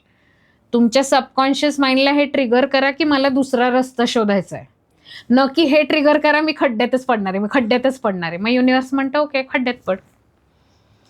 So ह्याच्या मागे ज्या आपण कहाण्या वाचतो ना ते सगळं आपला मोरल किंवा पंचतत्वाशी कसं कनेक्ट व्हायचं तेच आहे. आता आपण गटारी अमावस्या जी म्हणतो ही पण एक खूप महत्वाची अमावस्या आहे. ऍक्च्युली मला हे नाव अजिबात आवडत नाही, मला पण नाही आवडत, इतकं घाणेरडं नाव आहे. Gatari Amavasya doesn't make at all sense for me. त्याचं इतकं सुंदर नाव आहे दिव्याची अमावस्या. परत या नावातच किती हे आहे की जिथे अंधकार आहे तिथे दिवा लावा, नॉलेज टाका, म्हणजे भीती नाही वाटणार. त्याच्या मागची पण स्टोरी अशीच आहे की एका राजाची सून असते, ती रोज दिव्यांची पूजा करत असते मनोभावे, रोज दिवे घासते, पुसते, खडी साखरेच्या ह्यानी वात पुढे करते, त्यांना रोज गोडाधोडाचा नैवेद्य दाखवते. मग एक दिवशी तिच्यावर एक आळ येतो की तू अमुक एक गोष्ट खाल्ली. आता तिला भीती वाटते, ती तो आळ दुसऱ्यावर कसा टाकू असा बघते आणि ती म्हणते मी नाही खाल्लं, उंदरांनी खाल्लं. ती कथा आहे. तेव्हा ते उंदीर चिडतात, उंदीर म्हणतात मी खाल्लं नाही आणि हिने माझं नाव कसं काय घेतलं, आता हिला धडा शिकवायला पाहिजे. म्हणून उंदीर काय करतो, तिची चोळी घेऊन नातेवाईकांच्या रूममध्ये टाकून देतो. म्हणजे थोडक्यात काय की हिच्या कॅरेक्टरवर आळ येतो, मग हिला घराच्या बाहेर काढून टाकतात. मग दिव्याची अमावस्या येते. मग राजा जेव्हा शिकार करून येत असतो, दमतो, तो एका झाडाखाली बसतो. तिथे सगळ्या गावातले दिवे सूक्ष्म ह्याच्यामध्ये झाडावर असतात आणि ते आपसत बोलत असतात की आज मला हा प्रसाद मिळाला, तो प्रसाद मिळाला. मग तिथे राजाचा दिवा मात्र शांत असतो. तर त्याला सगळे म्हणतात, अरे तू तर मेन दिवा सगळ्यातला आणि आज तू कसा काय शांत वगैरे वगैरे. तर तो म्हणतो, काय सांगणार, माझी व्यथाच खूप निराळी आहे. माझी जी पूजा करायची तिलाच हाकलून टाकलं. आणि तो ती सगळी स्टोरी सांगतो की तिने कशी उंदरावर आळ घेतला आणि मग असं सगळं झालं. हे सगळं राजा ऐकतो. मग घरी जातो, राजा सुनेला बोलवून घेतो, सगळ्यांना विचारतो की तुम्ही डोळ्यांनी बघितलं का असं काही झालेलं. तर नाही. मग तिला तो एक्सेप्ट करतो आणि मग ती परत त्या दिव्यांची पूजा वगैरे करते. तर शेवटी त्याचं कन्क्लुजन काय आहे की ह्या दिव्यांनी जसा प्रकाश दिला तिच्या लाईफमध्ये तसं आपल्या सगळ्यांना मिळो. म्हणजे थोडक्यात काय भगवंत सांगायचे इच्छुक आहे की कुठल्याही गोष्टीवर अंधविश्वास ठेवू नका. तिथे जरा नॉलेजचा दिवा लावा, बघा तिथे की एक्झॅक्ट काय सिच्युएशन आहे. ह्याच्या मागची थीम ती आहे. दुसरा, तुम्ही जर एखाद्याला खूप मनापासून पूजताय, भजताय, तर तुमची उपासना फळाला येतेच. मग तो साधा दिवा का नसो, आज त्या दिव्यानी तिला परत घरात आणली की नाही. म्हणजे universe is working for your highest good if you have purity in your mind. तुम्ही जे काही कराल ते प्युअर इंटेन्शननी करा, प्युअर ह्यानी करा. त्यामुळे आपल्या लाईफमध्ये दिव्याची अमावस्या म्हणजे ज्ञानाची ज्योती लावण्यासारखंच आहे. तर त्याला प्लीज गटारी अमावस्या नाव देऊ नका. हा शब्द सोशल मीडियामुळे आलाय, गटारी अमावस्या. आणि त्या दिवशी लोक काय करतात, तर त्यांना असं वाटतं this is the last day, we should drink. Shravan सुरू हा, आणि मग ते विड्यासारखी पितात, वेड्यासारखे खातात. हा मग चुकीचं आहे ते. इथं आपण माणूस म्हणून जन्माला आलोय, तर आपल्या वासनांवर कंट्रोल करताच आला पाहिजे. हेच भगवंत चाहतो आपल्याकडनं. त्याने आपल्याला का जन्माला घातलंय की त्याचं बेस्ट व्हर्जन त्याला हवंय, आणि आपण नेमकी उलट करतो. सो गटारी अमावस्या नाही, दिव्याची अमावस्या. काय केलं पाहिजे मग त्या दिवशी? दिव्याच्या अमावस्येला आपण जे पण घरातले सगळे दिवे असतो त्याला घासून पुसून त्याची पूजा करतो. कणकेचे दिवे करतो, कारण सगळ्यांना म्हणजे सोन्याचं नाही पण चांदीचे दिवे वगैरे अफोर्ड करता येत नाही. काही लोक गावाकडे असतात जिथं मेटलचे दिवे इझिली अवेलेबल होत नाही, तर जुन्या काळी कणकेचे दिवे करायचे.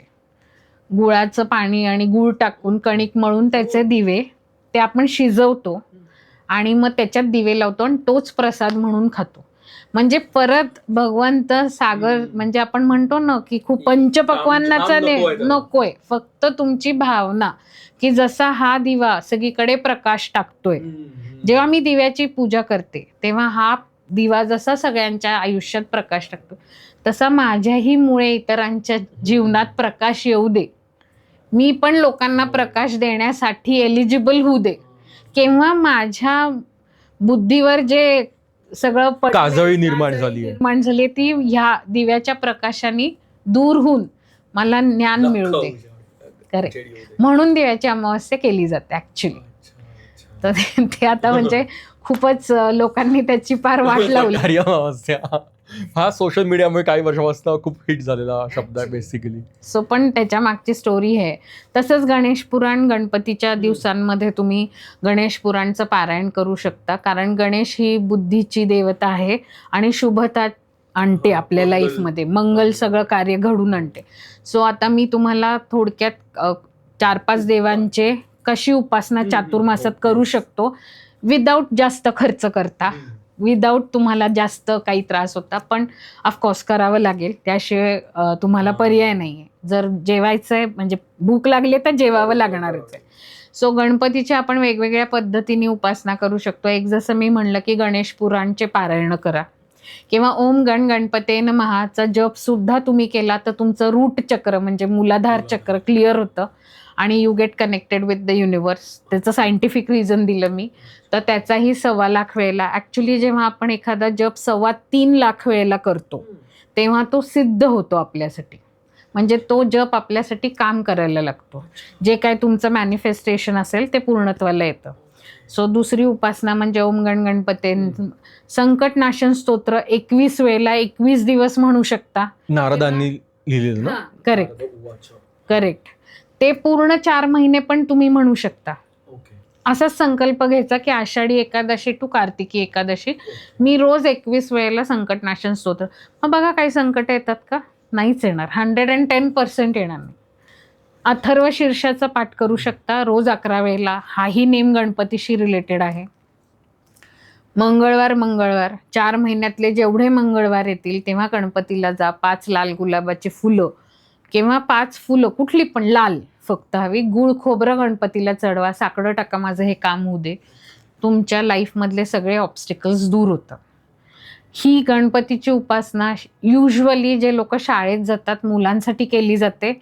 म्हणजे त्यांची मेमरी वाढते, एकाग्रता वाढते. सो ह्या ज्या उपासना मी सांगितल्या ह्या तुमच्या मुलांसाठी तुम्ही करू शकता.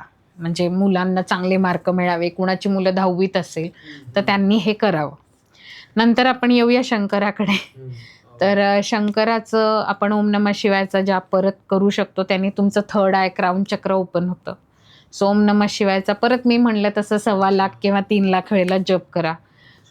प्रदोष करा चातुर्मासातले. सोमवार करा. त्याच्यानंतर शंकराला रोज दूध किंवा पाणी चढवा. पॉसिबल असेल जवळपास मंदिर असेल तर तुम्ही पाणी चढवायला जात जा.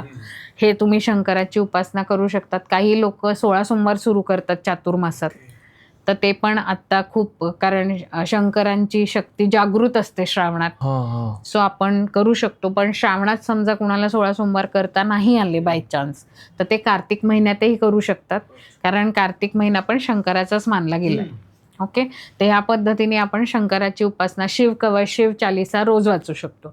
एखादा लघुरुद्र जमला तर घरी करा.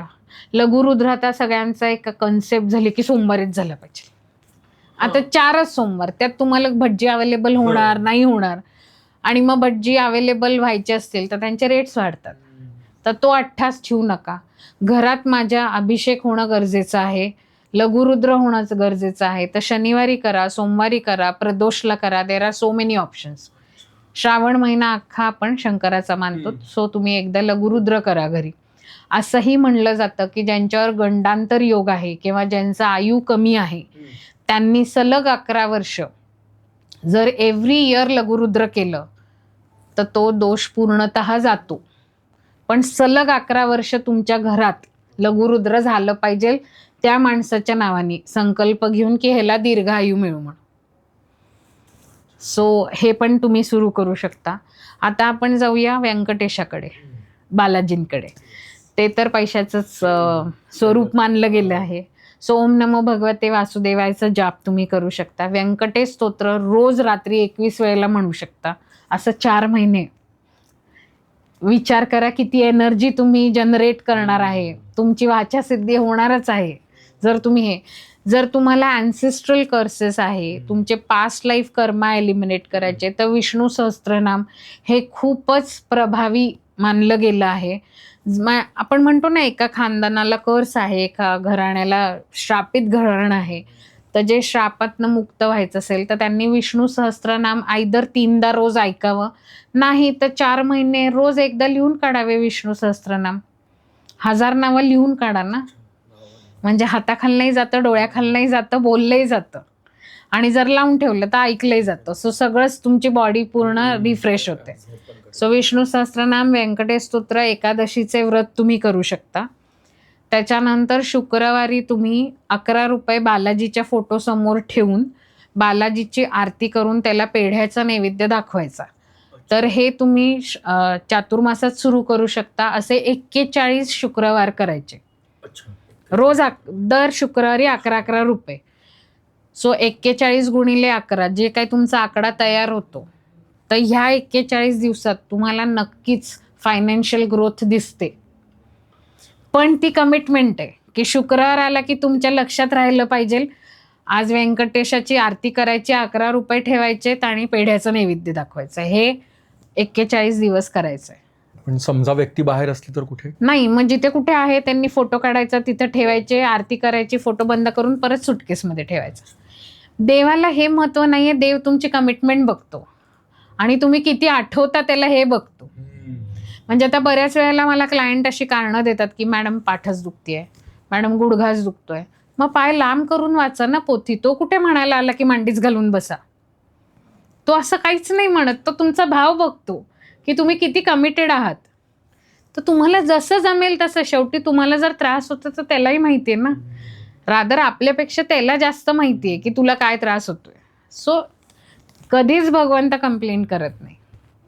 सो व्यंकटेशाची आपण सगळी उपासना बघितली. आता अखंड सौभाग्य राहावं बायकांचं म्हणून द्वादशीला ओटी भरतात चातुर्मासात.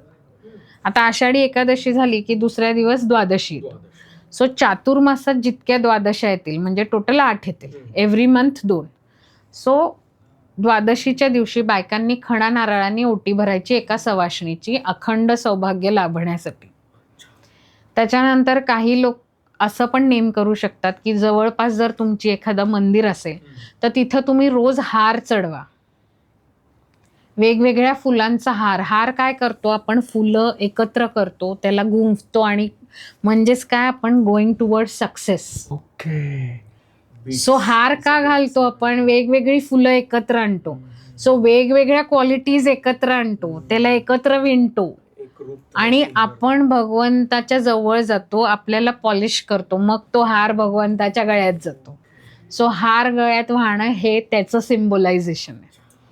सो तुम्ही 4 महिने कुठल्याही देवतेला हार चढवू शकता. 4 महिने कुठल्याही सवाष्णीला गजरा देऊ शकता. रोज एक गजरा एका सवाष्णीला द्यायचा. आणि तुम्ही ट्रॅव्हल केला तरी तिथे गजरेही मिळतील आणि सवाष्णी मिळतील. सवाष्ण नाही मिळाली तर मंदिरात देवीला अर्पण करायचं. जर कुठली सवाष्ण घ्यायला नाही म्हणाली. परत हे लक्ष्मी रूप आहे. आपण लक्ष्मीला सुगंधित फुलं चढवतोय का, तर मला ब्लेसिंग्स दे. कमिटमेंट आहे परत 4 महिन्याची. संकल्प. 4 महिने तुम्ही वेड्याचं पान सवाष्णीला किंवा मेहुणाला खाऊ घालू शकता. म्हणजे लक्ष्मी विष्णूला आपण आवाहन करतोय की आमच्याकडे या. सो विड्याचं पान रोज एका मेहुणाला देऊ शकता. मेहुण म्हणजे couple. Or you can give to सवाष्ण. तुम्हाला फायनान्शियली जसं परवडत असेल. आता ह्याच्यात 2-3 पॉईंट कव्हर होतात. फायनान्शियली युअर टेकन केअर, म्हणजे तो संकल्प पूर्ण होतो. त्याच्यानंतर अखंड सौभाग्य राहतं. आपण विडा देतो देवीला म्हणून. देवी म्हणजे आपली सवाष्ण, देवी रूप. आणि लक्ष्मीला आवाहन करतो. सो हा पण. त्याच्यानंतर मुलं बाळ आपली सुखी समाधानी राव म्हणून जिवतीचे उपास करावे. शुक्रवारचे जे मी कहाणी तुम्हाला सांगितली, 4 शुक्रवार करावे. प्लस तुम्ही एव्हरी शुक्रवार दूध दान करू शकता. 4 महिने प्रत्येक शुक्रवारी एका लहान मुलाला दूध दान द्या. जमलं तर त्याला घरी बोलवून दूध पाजा. आणि उद्यापन कसं कराल की शेवटच्या दिवशी, आता मॉडर्नायझेशन आहे म्हणून मोठा कप त्याला गिफ्ट म्हणून द्या. हां पण जुन्या काळची लोक चांदीचा ग्लास द्यायचे, कारण चांदी परत व्हाईट मेटल आहे, दूध व्हाईट आहे. यांनी तुम्ही चंद्र स्ट्रॉंग करताय तुमचा. करेक्ट. म्हणजे इमोशन्सवर कंट्रोल आणताय, चंद्र अनुकूल करताय. आणि दूध हे आई आणि मुलाचं बॉन्डिंग आहे. सो तुमच्या मुलाच्या दीर्घायुसाठी तुम्ही हा संकल्प घेऊ शकता. त्याच्यानंतर देवीची उपासना, दुर्गा सप्तशतीचे पाठ करू शकता. आणि बाकी तुम्ही कुठल्याही देवतेशी कनेक्टेड असाल तर त्याचं नामस्मरण मात्र 1.25 लाख वेळेला जप तुम्ही करू शकता. सो आता मी भरपूर सारे उपाय तुम्हाला चातुर्मासात करायला दिलेत, जिथे तुम्हाला कुणालाच पैसे द्यायचे नाहीयेत. You have to do it yourself. So do it and see the changes. यातले कोणते 1 किंवा 2 केले तरी चालेल ना, जे रेझोनेट करतोय, कनेक्ट. आणि अजून एक इच्छापूर्ती गणपती काढायचा असतो 4 महिने, गोपद्मांचा. तो पण तुम्ही तुमचा एखादा संकल्प पूर्ण करायचा असेल, म्हणजे तुमच्या कामामध्ये जर खूप विघ्न येत असतील किंवा तुमच्या बाळाशी रिलेटेड, मुलाशी रिलेटेड काही एज्युकेशनल प्रॉब्लेम येत असतील, तर त्याला आपण इच्छापूर्ती गणपती 4 महिने पाटावर काढू शकतो रांगोळीने. गोपद्मांचा गणपती म्हणतात. तो रोज काढायचा, दुसऱ्या दिवशी ती रांगोळी उचलायची, परत काढायचा, असं 4 महिने सलग करायचं. आता ह्या सगळ्याचं उद्यापन कसं केलं जातं, तर ज्या ज्या देवतेला तुम्ही भजता त्या त्या देवतेच्या मंदिरात जा, दक्षिणा ठेवा, शिदा दान करा, जमलं तर कुणाला घरी बोलवा जेवायला. असे ह्या प्रकारे तुम्ही उद्यापन करू शकता. सो ही संपूर्ण उपासना आली. सो मी आज स्पेसिफिकली उपासना द्यायलाच आले होते लोकांना. आणि सगळ्यांनी प्लीज मनातनं भीती काढून टाका. जो भगवंताला प्युअर हार्टेड प्युअर इंटेन्शननी हाक मारतो त्याच्याबरोबर कधीच वाईट होऊ शकत नाही. जरी आपले कर्म खराब असले तर आता आपले कर्म खराब आहेत, ते कट तर करावे लागतील ना. थोडाफार त्रास होतो, पण सृष्टी म्हणजे युनिव्हर्स टेक केअर की तुला मारणार नाही, ते बाळाला सांभाळून घेते. अच्छा.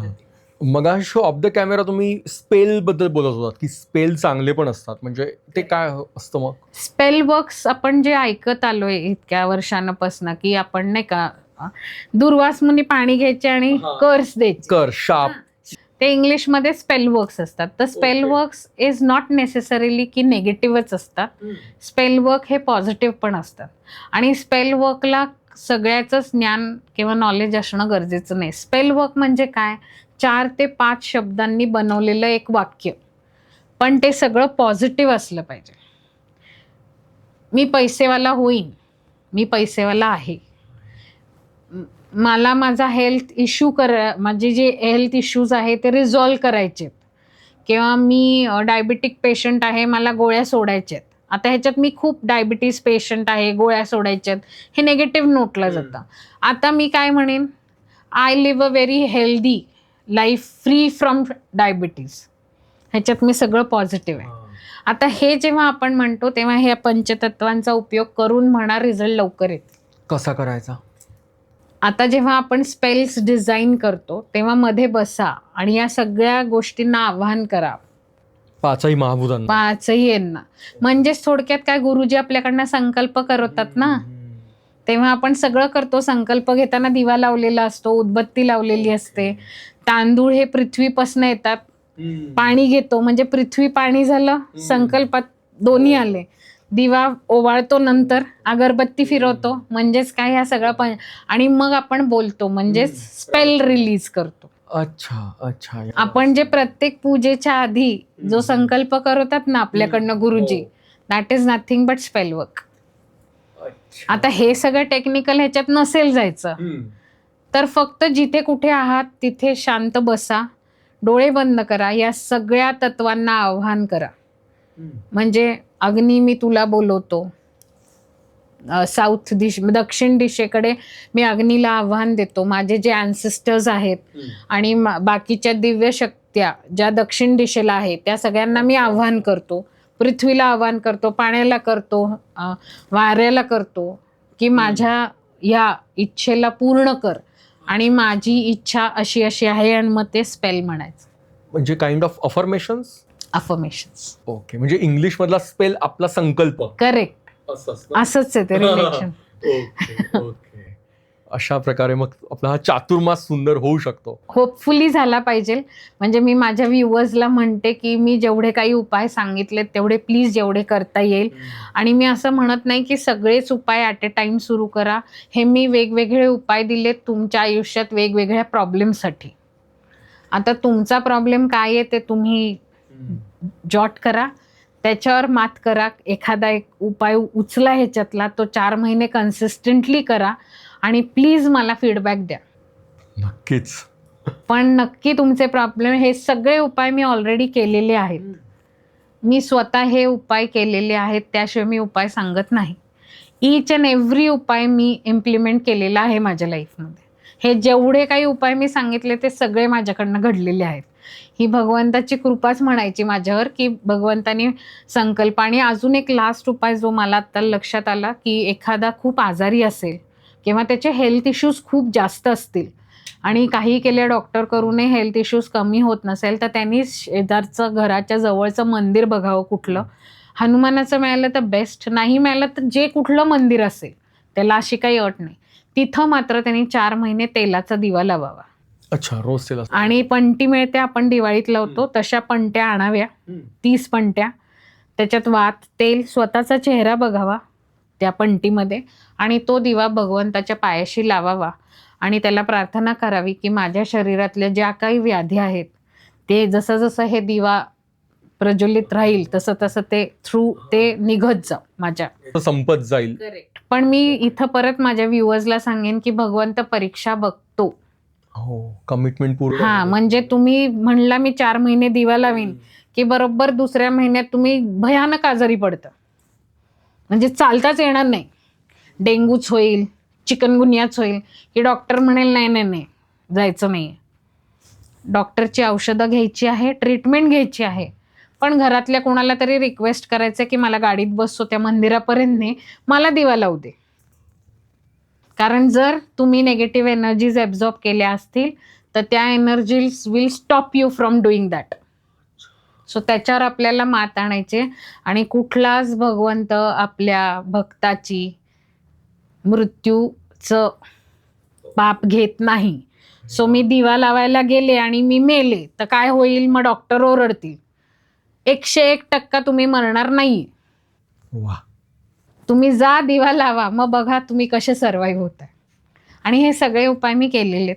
सो आय एम 100% शुअर की प्रत्येक उपाय वर्क करेल, पण परत निष्ठेनी, प्रेमानी, भक्तीनी करा. तुम्ही 16 सोमवारचे व्रत म्हणालात, ते खूप कठीण व्रत आहे. त्याच्यातले मी सोपे व्रत देते क्लायंट. तेच तुम्ही सांगा ना, जर शक्य असल्यास. 16 सोमवारचे व्रत आपण जे बघत आलोय ते खूप कडक आहेत, पाणी नाही. पण आता आजकालच्या काळात लोकांना शुगर झालेली असते, डायबिटीज असतो, तर पॉसिबल होत नाही. तर मी माझ्या क्लायंट्सला सांगते की चहा, कॉफी, पाणी प्या दिवसभर. ओके, फक्त मीठ खाऊ नका. रात्रीच्या वेळेला दही भात किंवा दूध साखर भात, दूध भात गरम करून साखर टाकून तो खा. असं 16 सोमवार करा. बरं, त्याच्यात असं महत्त्व आहे, चुरम्याच्या लाडूचं खूप महत्त्व आहे त्याच्यामध्ये. तर जर तुम्ही पोथी वाचणार असणार, 16 सोमवारची पोथी जर तुम्ही वाचन करणार असाल तर मात्र तुम्हाला चुरम्याचे लाडू 5.25 किलो करावे लागतात. पण 16 मेहून जर तुम्हाला आर्थिकदृष्ट्या पॉसिबल नसेल, की मला आर्थिकदृष्ट्या 16 मेहून घालणं शक्य नाहीये, तर तुम्ही भगवंताला पहिलेच हात जोडून सांगा की मी एकच मेहून घालेन. ओके. आणि चुरम्याचे लाडू करेन. आणि चुरम्याचे आणि मेहूनही घालणं शक्य नसेल तर सुरुवातीला संकल्प घेतानाच म्हणा की मी फक्त 5.25 किलोचा चुरम्याचा लाडू करीन आणि तो प्रसाद म्हणून मंदिरात वाटीन. मेहून मला जमणार नाही तर मेहून, कारण बऱ्याच बायकांना ना घरातनं प्रॉब्लेम येतो, कारण त्यांचे नवरे एवढे म्हणजे मेहून वगैरे हे सगळं पटत नाही त्यांच्या घरामध्ये. तर हरकत नाही, एका मेहुणाला जेवढी शिदा लागेल ती ब्राह्मणाला दान द्या आणि थोडे पैसे पण द्या. त्याची मेहनत, आज तुम्ही स्वयंपाक केला असता, आता ते घरी तर थोडीशी दक्षिणा तुमच्या मनाने, असं नाही म्हणत मी 1000 द्या, जी तुम्हाला वाटेल ती शिद्याबरोबर त्या गुरुजींना द्या आणि चुरम्याचे लाडू वाटा. हा सर्वात सरळ सोपा 16 सोमवारचा उपाय आहे जो कलियुगात फळाला आलेला आहे. म्हणजे माझीच एक खूप खास मैत्रीण होती, बालमैत्रीण होती. तिचा पहिल्यांदा डिवोर्स झाला लाईफमध्ये आणि मधल्या काळात ती आणि मी जास्त बोलत नव्हतो because of her some problems. I don't know, म्हणजे तिने लाईफमध्ये म्हणजे ती आयसोलेट झाली की कुठे एवढ्या प्रश्नांना उत्तरं द्या आणि काय करा. आणि ऑल ऑफ अ सडन ती मला एकदा रोडवर भेटली आणि तिथनं आम्ही परत कनेक्ट झालो, की परत हाय हॅलो झालं. आणि ती खूप डिप्रेशनमध्ये होती, तिचा डिवोर्स झाला होता आणि तिला कळत नव्हतं की मी काय करू. आणि मग मी तिला विचारलं की तुला खरंच लग्न करायचंय का गं? तर ती म्हणली हो गं, पार्टनर पाहिजे, म्हणजे at the end of the life आपला पार्टनर पाहिजे, मला लग्न करायचंय पण समहाऊ माझं लग्न होत नाहीये. आणि त्या काळात माझे 16 सोमवार चालू होते, म्हणजे हे टफवाले नाही, जो मी आत्ता सोपेवाले सांगितले, तेव्हा माझे म्हणजे 16 सोमवार चालू होते. आणि मी युजली सोमवाराचे व्रत करतेच. चातुर्मास सुरू झाला की मी शंकराकडे आपोआप अट्रॅक्ट होते. मग मी त्यावेळेला 16 आकडा न करता मी 21 करते, म्हणजे ते 16 सोमवारचं लेबल नको. ओके. कारण काय आहे की मी स्वतः 16 सोमवार कडकवाले केलेत आणि एकदा नाही 3दा केलेत. आणि त्याच्यानंतर 2दा अजून कडकवाले केलेत, म्हणजे मेहूण वगैरे घातले. पण मी फक्त खाताना दूध भात खाल्ला, चुरम्याचे लाडू नाही खाल्ले. पण पहिले जे 3 मी केले ते एकदम प्रॉपर, पायात चप्पल नाही, दिवसभर पाणी नाही, असे कडकवाले 3दा केले, शास्त्रोक्त, म्हणजे जसे माझ्या आजींनी सांगितले होते. आणि ॲट द एज ऑफ 24 पहिले 16 सोमवार झालेले माझे. सो आता माझे 6-7 झालेत. मग मी तिला म्हणलं की, ती म्हणली मला शक्य नाही आहे 16. मी म्हणलं तू येऊन फक्त कथा ऐक, मी जेव्हा वाचेन ना 16 सोमवार, तर 16 सोमवारात एक कथा आहे की एक हत्तीणीला वरमाला तो राजा, आणि ती हत्तीन ज्या मुलाच्या गळ्यात वरमाळा घालेल त्याच्याशी त्या राजकुमारीचं लग्न होईल. पण ती पण विश्वास ठेवून, तर म्हणजे 16 सोमवार लग्नासाठी आहे हे सिद्ध झालं. तर ती कहाणी ऐकत होती, तिला अपील झालं. मग ती मला म्हणली, अगं पण मला पण करायचेत, पण कसं करू, म्हणजे मला शुगर आहे तर मला शक्य नाही होणार, म्हणजे एवढा कडक उपास. तर म्हणलं, भगवंत कुठे म्हणतो कडक उपास कर. भगवंत म्हणतो फक्त फेथ ठेव की तू माझ्याकडे आली तर तुझं काम होईल, त्याची गॅरंटी तू दे, बाकी सोपं कसं करायचं मी सांगते.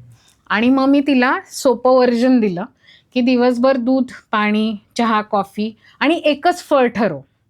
मग एकच फळ कुठलं खायचं ते तू ठरव. ॲपल खायचं का बनाना खायचा, दॅट इज युअर चॉईस. पण असं नाही आज संत्र खाल्ले उद्या ॲपल खाल्ले परत बनाना नाही. 16 होईपर्यंत एकच फळ खायचं जे काही तू ठरवशील. आणि मग रात्री म्हणलं तू दूध भात, दही भात जे तुला योग्य वाटेल ते खा. कारण मी पर्सनली दही भात साखर घालून नाही खाऊ शकत, सो मी दूध भात खाते. पण दही भात मीठ हवा आणि मीठ खायचं नाहीये. सो मी तिला म्हणलं तुला जे योग्य वाटेल ते कर.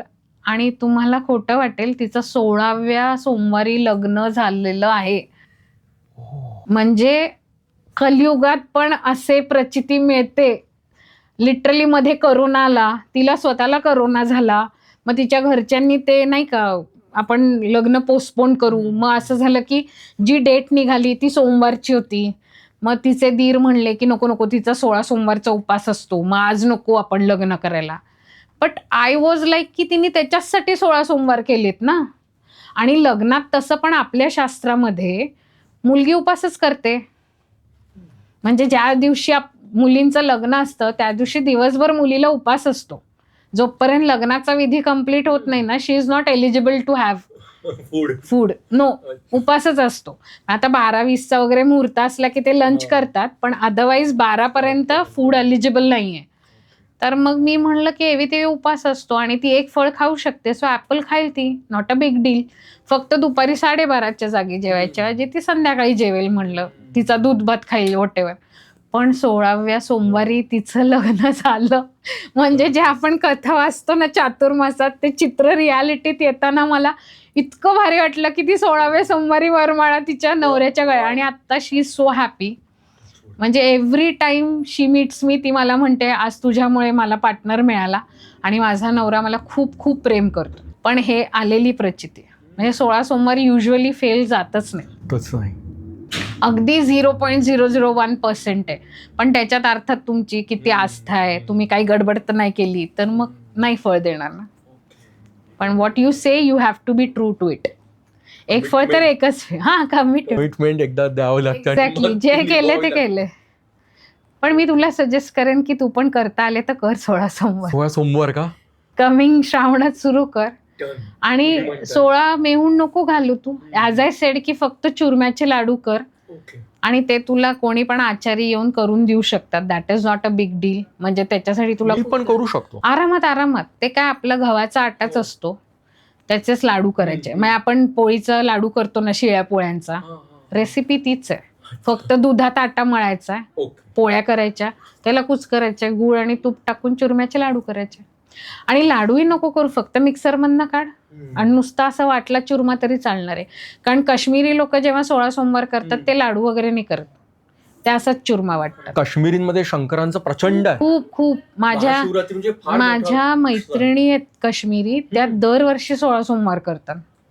आणि तिने मला ही थोडी सोपी पद्धत सांगितली. अच्छा, हाँ. की म्हणजे तुम्ही, ती म्हणली तुम लोग बहुत ज्यादा बहुत ये करते हो, हम लोग नहीं करते ऐसे. कारण मी जेव्हा ते 3 केले ना तेव्हा तिला असं झालं की का तू एवढं जीवाला त्रास देतीये.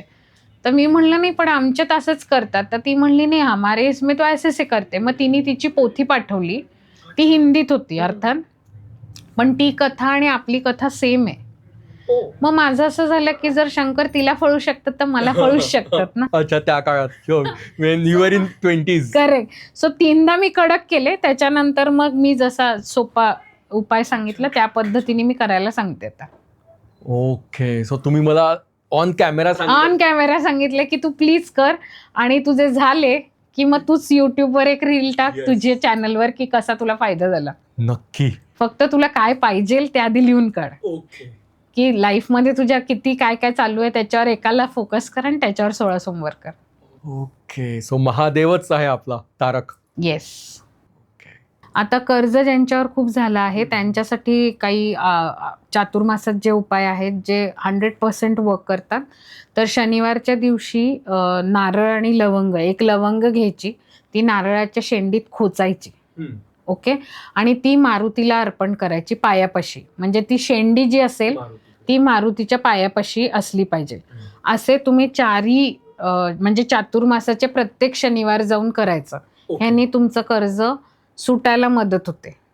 म्हणजे भगवंत काय पैशाचे गड्डे हातात नाही देणार आहे, पण ऑब्व्हियसली तुम्हाला मार्ग सुटायला लागतात की कमवायचे मार्ग येतात आणि ते सॉल्व्ह होतात. दुसरं म्हणजे हनुमान चालिसा 108 वेळेला मंगळवारी आणि 108 वेळेला शनिवारी वाचायचे. पण आता 108 वाचायची असेल तर 6 तास जातात. तर you can take help from your family member. म्हणजे आता कर्ज युजली हजबंड वाईफमध्ये असतं, तर त्या दोघांनी बसून किंवा वाईफ आणि मुलांनी बसून किंवा नवऱ्यानी आणि मुलांनी बसून असं 108 वेळेला म्हणायचंय. मग 21 वेळेला बायको म्हणेल, 21 वेळेला नवरा म्हणेल, 21 वेळेला मुलं. असं जर केलं तर 1.5-2 तासात ते 108 वेळेला रिसाईट होतं. सगळ्यांचा संकल्प हाच राहणार आहे की आमच्या फॅमिलीवर जे कर्ज आहे ते एलिमिनेट होण्यासाठी आम्ही हा उपाय करत आहोत. So Hanuman Chalisa the best उपाय कर्ज एलिमिनेट करायला. सुंदरकांडचा पाठ केला जातो हनुमानजीचा सॅटर्डेला. ते पण सुंदरकांडचे 5 पाठ आपण 5 शनिवार केले तर त्याचा पण फायदा होतोच 110%. आणि व्यंकटेश स्तोत्र तर रामबाण उपाय आहेच आहे की रोज रात्री 21 वेळेला वाचा. 12 वाजले की हातपाय तोंड धुवा, कपडे बदला, कारण दिवसभराचे कपडे असतात शिळे झालेले. सो स्वच्छ धुतलेले कपडे घाला, हातपाय तोंड धुवा, 12च्या ठोक्याला बसा. असं तुम्हाला 4 महिने रोज रात्री 12 वाजता 21 वेळेला म्हणायचं अँड सी द चेंज. आपल्या मागच्या पॉडकास्ट नंतर मी संस्कृत 3 दिवस केलं होतं, बुधवार, गुरुवार, शुक्रवार. आपल्याला किती अमाऊंट पाहिजे त्याच्यावर तुम्हाला किती उपासना करायची आहे ते अवलंबून आहे. म्हणजे इट्स लाईक आपण जितकं देतोय ऊर्जा तितकीच ऊर्जा परत मिळते. थोडक्यात तुम्ही सबकॉन्शियस माइंडला ट्रिगर करताय तुम्हाला काय पाहिजे. आणि ते जे मी म्हणलं स्पेल कास्ट, तर ह्या मंत्रांमध्ये तेवढी ताकद आहे की ती युनिव्हर्सकडनं तुम्हाला अट्रॅक्ट करेल पॉझिटिव्ह थिंग्स आणि तुम्हाला मार्ग मिळत जातील. ओके. म्हणजे मी फक्त पैशाशीच रिलेटेड बोलते तर असं नाही. मी आधी प्रत्येक उपाय प्रत्येक गोष्टीसाठी दिलाय. कारण अनफॉर्च्युनेटली मागच्या पॉडकास्टला मला एक फीडबॅक असा आला होता की ह्या बाई नेहमी पैशाबद्दलच बोलतात. सो मी माझ्या व्ह्युअर्सला क्लिअर करते की पैसा हा खूप इम्पॉर्टंट इन्ग्रेडियंट आहे. आपण आता हे जे सगळं तामझाम एक्झॅक्टली, ह्याला पैसा लागतो आणि पैसा मॅनिफेस्ट करणं कुठेच चुकीचं नाही, मुळीच नाही. कारण तो पैसा कुठे वापरला जातोय तिथं तुमचं कळतं. पण जर पैसाच नसेल तर माणूस जेवेल काय? बेसिक नीड्सलाच पैसा लागतोय. So manifesting money is not at all wrong, पण at the cost of others is wrong. कुणाचा हिसकावून घेतलेला पैसा फळाला येत नाही. प्रॉपर्टीसाठी एकामेकांचे खून केलेले पैसा फळाला येत नाही. पण मी भगवंताला काय मागते? माझ्या कष्टाचाच पैसा मागते ना. तर तो मॅनिफेस्ट करायला मला पूर्ण राईट आहे. कारण जोपर्यंत माझे स्वप्न पूर्ण होत नाही तोपर्यंत मी रिसायकलच्या बर्थमधनं बाहेर कसे पडेन? तुमच्या इच्छा पूर्ण झाल्या पाहिजे. तरच मी तुम्हाला स्पष्ट सांगते, द मोमेंट तुम्ही पैसा मॅनिफेस्ट करता एक स्टेबिलिटी येते तुमच्या लाईफमध्ये. तुम्ही फोकस्ड होता. एक काळ असा येतो की हे सगळी माया वाटायला लागते. अगदी. पण हे माया वाटायला लागते तोपर्यंत तर तुम्हाला यायला लागेल ना. आणि ते तेव्हाच याल जेव्हा तुमच्याकडे पैसा असेल. नाहीतर whole life you are struggling for money, how can you be peaceful at mind? अध्यात्म होऊच शकत नाही ना. आणि भगवंताने पण लक्ष्मीला बनवलंय, नाही तर बनवलंच नसतं ना. जर पैसा खराब असता तर लक्ष्मीच्या मागे खुद्द भगवंत का गेले असते? कारण सृष्टीला चालवायला मायेची गरज आहे, हे भगवंताने सांगितलंय. मग आपण का नाही?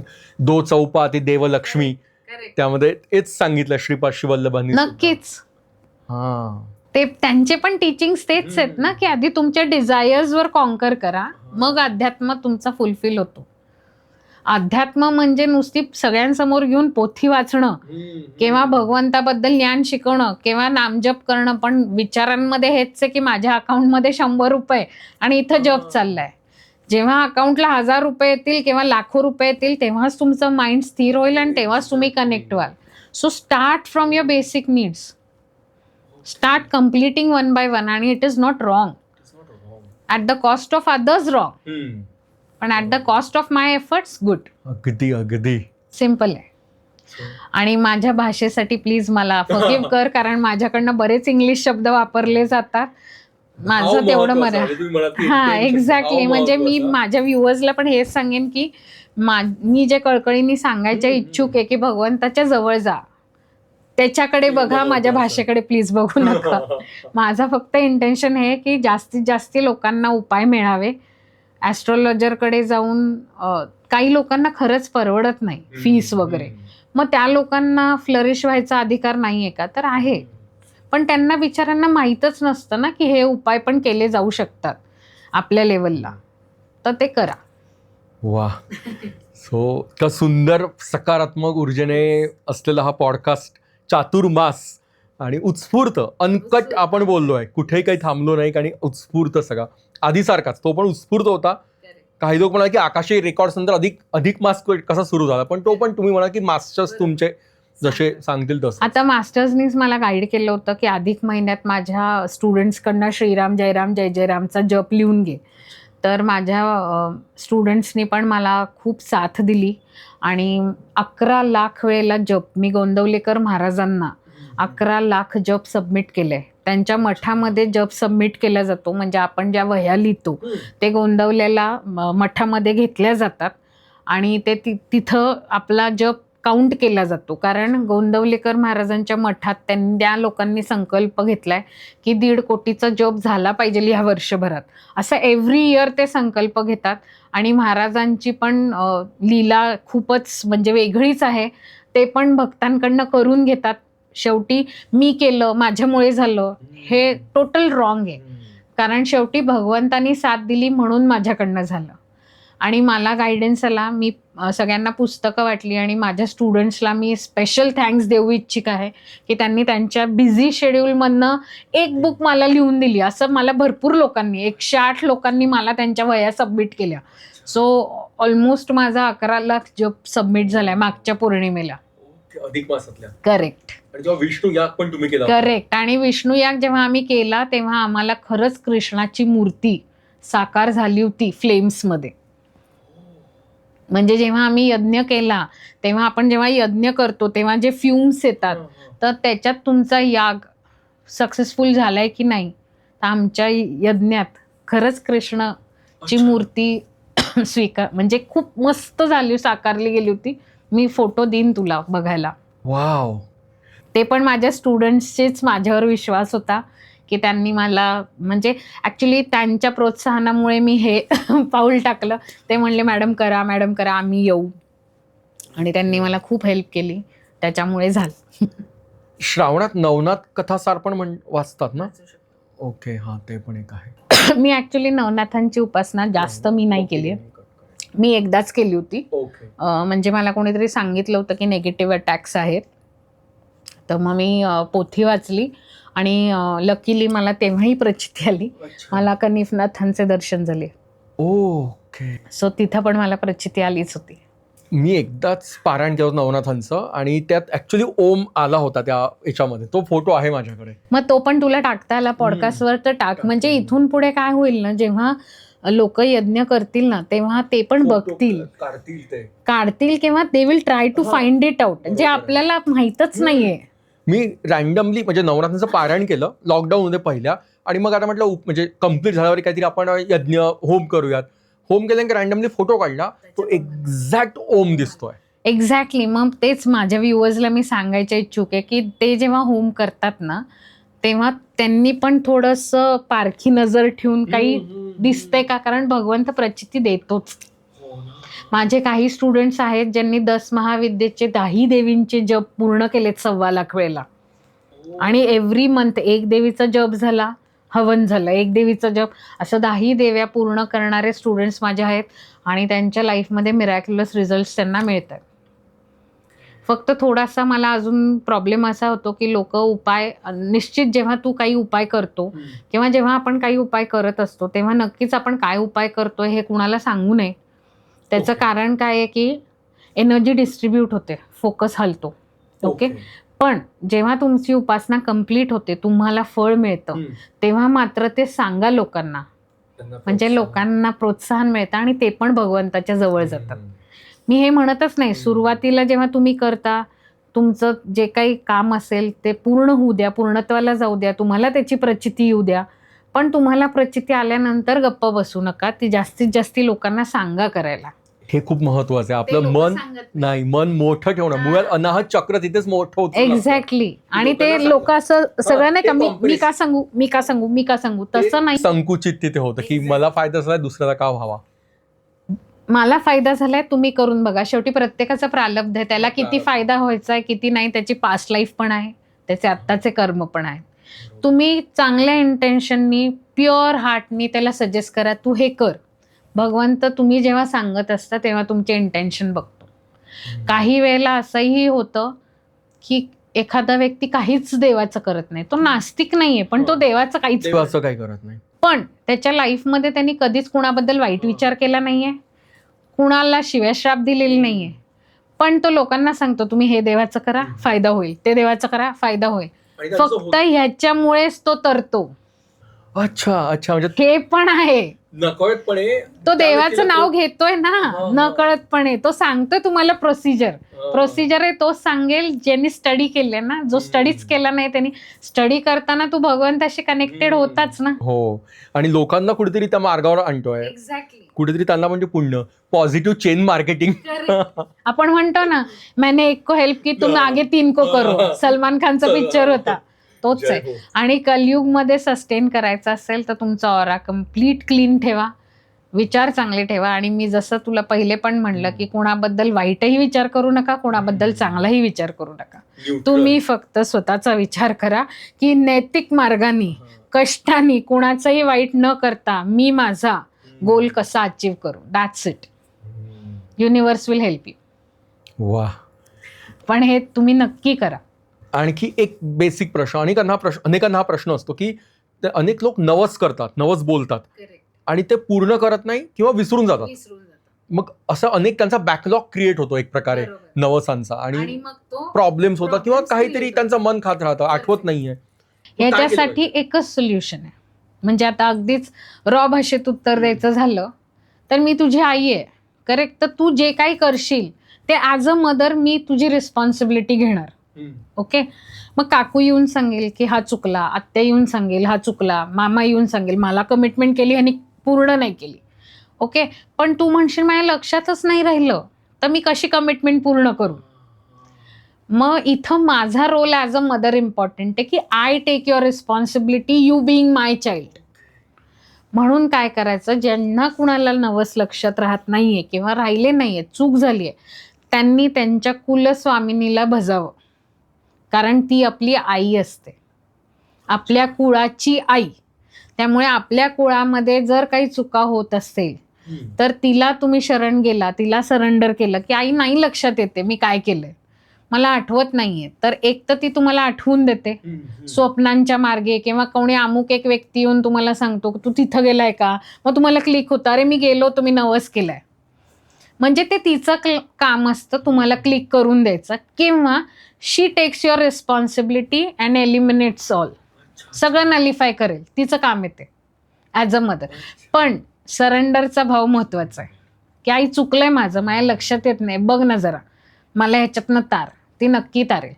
म्हणून सगळ्यात आधी जेव्हा आपण पूजा करतो तेव्हा गुरुजी पण म्हणतात कुलदेवतेला आव्हान करा, कारण आधी आपल्या आईवडिलांना भजा आणि मग दुसऱ्याला जा, असं आहे. म्हणजे आपली रिपोर्टिंग मॅनेजर आहे म्हणजे कुलदेवी. म्हणजे माझी तुळजाभवानी माता आहे कुलदेवी, तर आधी मला तिला सरेंडर व्हावं लागतं, तिला सांगावं लागतं की आई माझ्याकडे सत्यनारायण आहे, तर पूजेत काही विघ्न न येता म्हणजे आले नाही पाहिजे, तर माझ्याकडनं काही चूक नको, पण तू ॲज अ मदर प्लीज थांब ना इथे, म्हणजे सगळं सुरळीत होईल.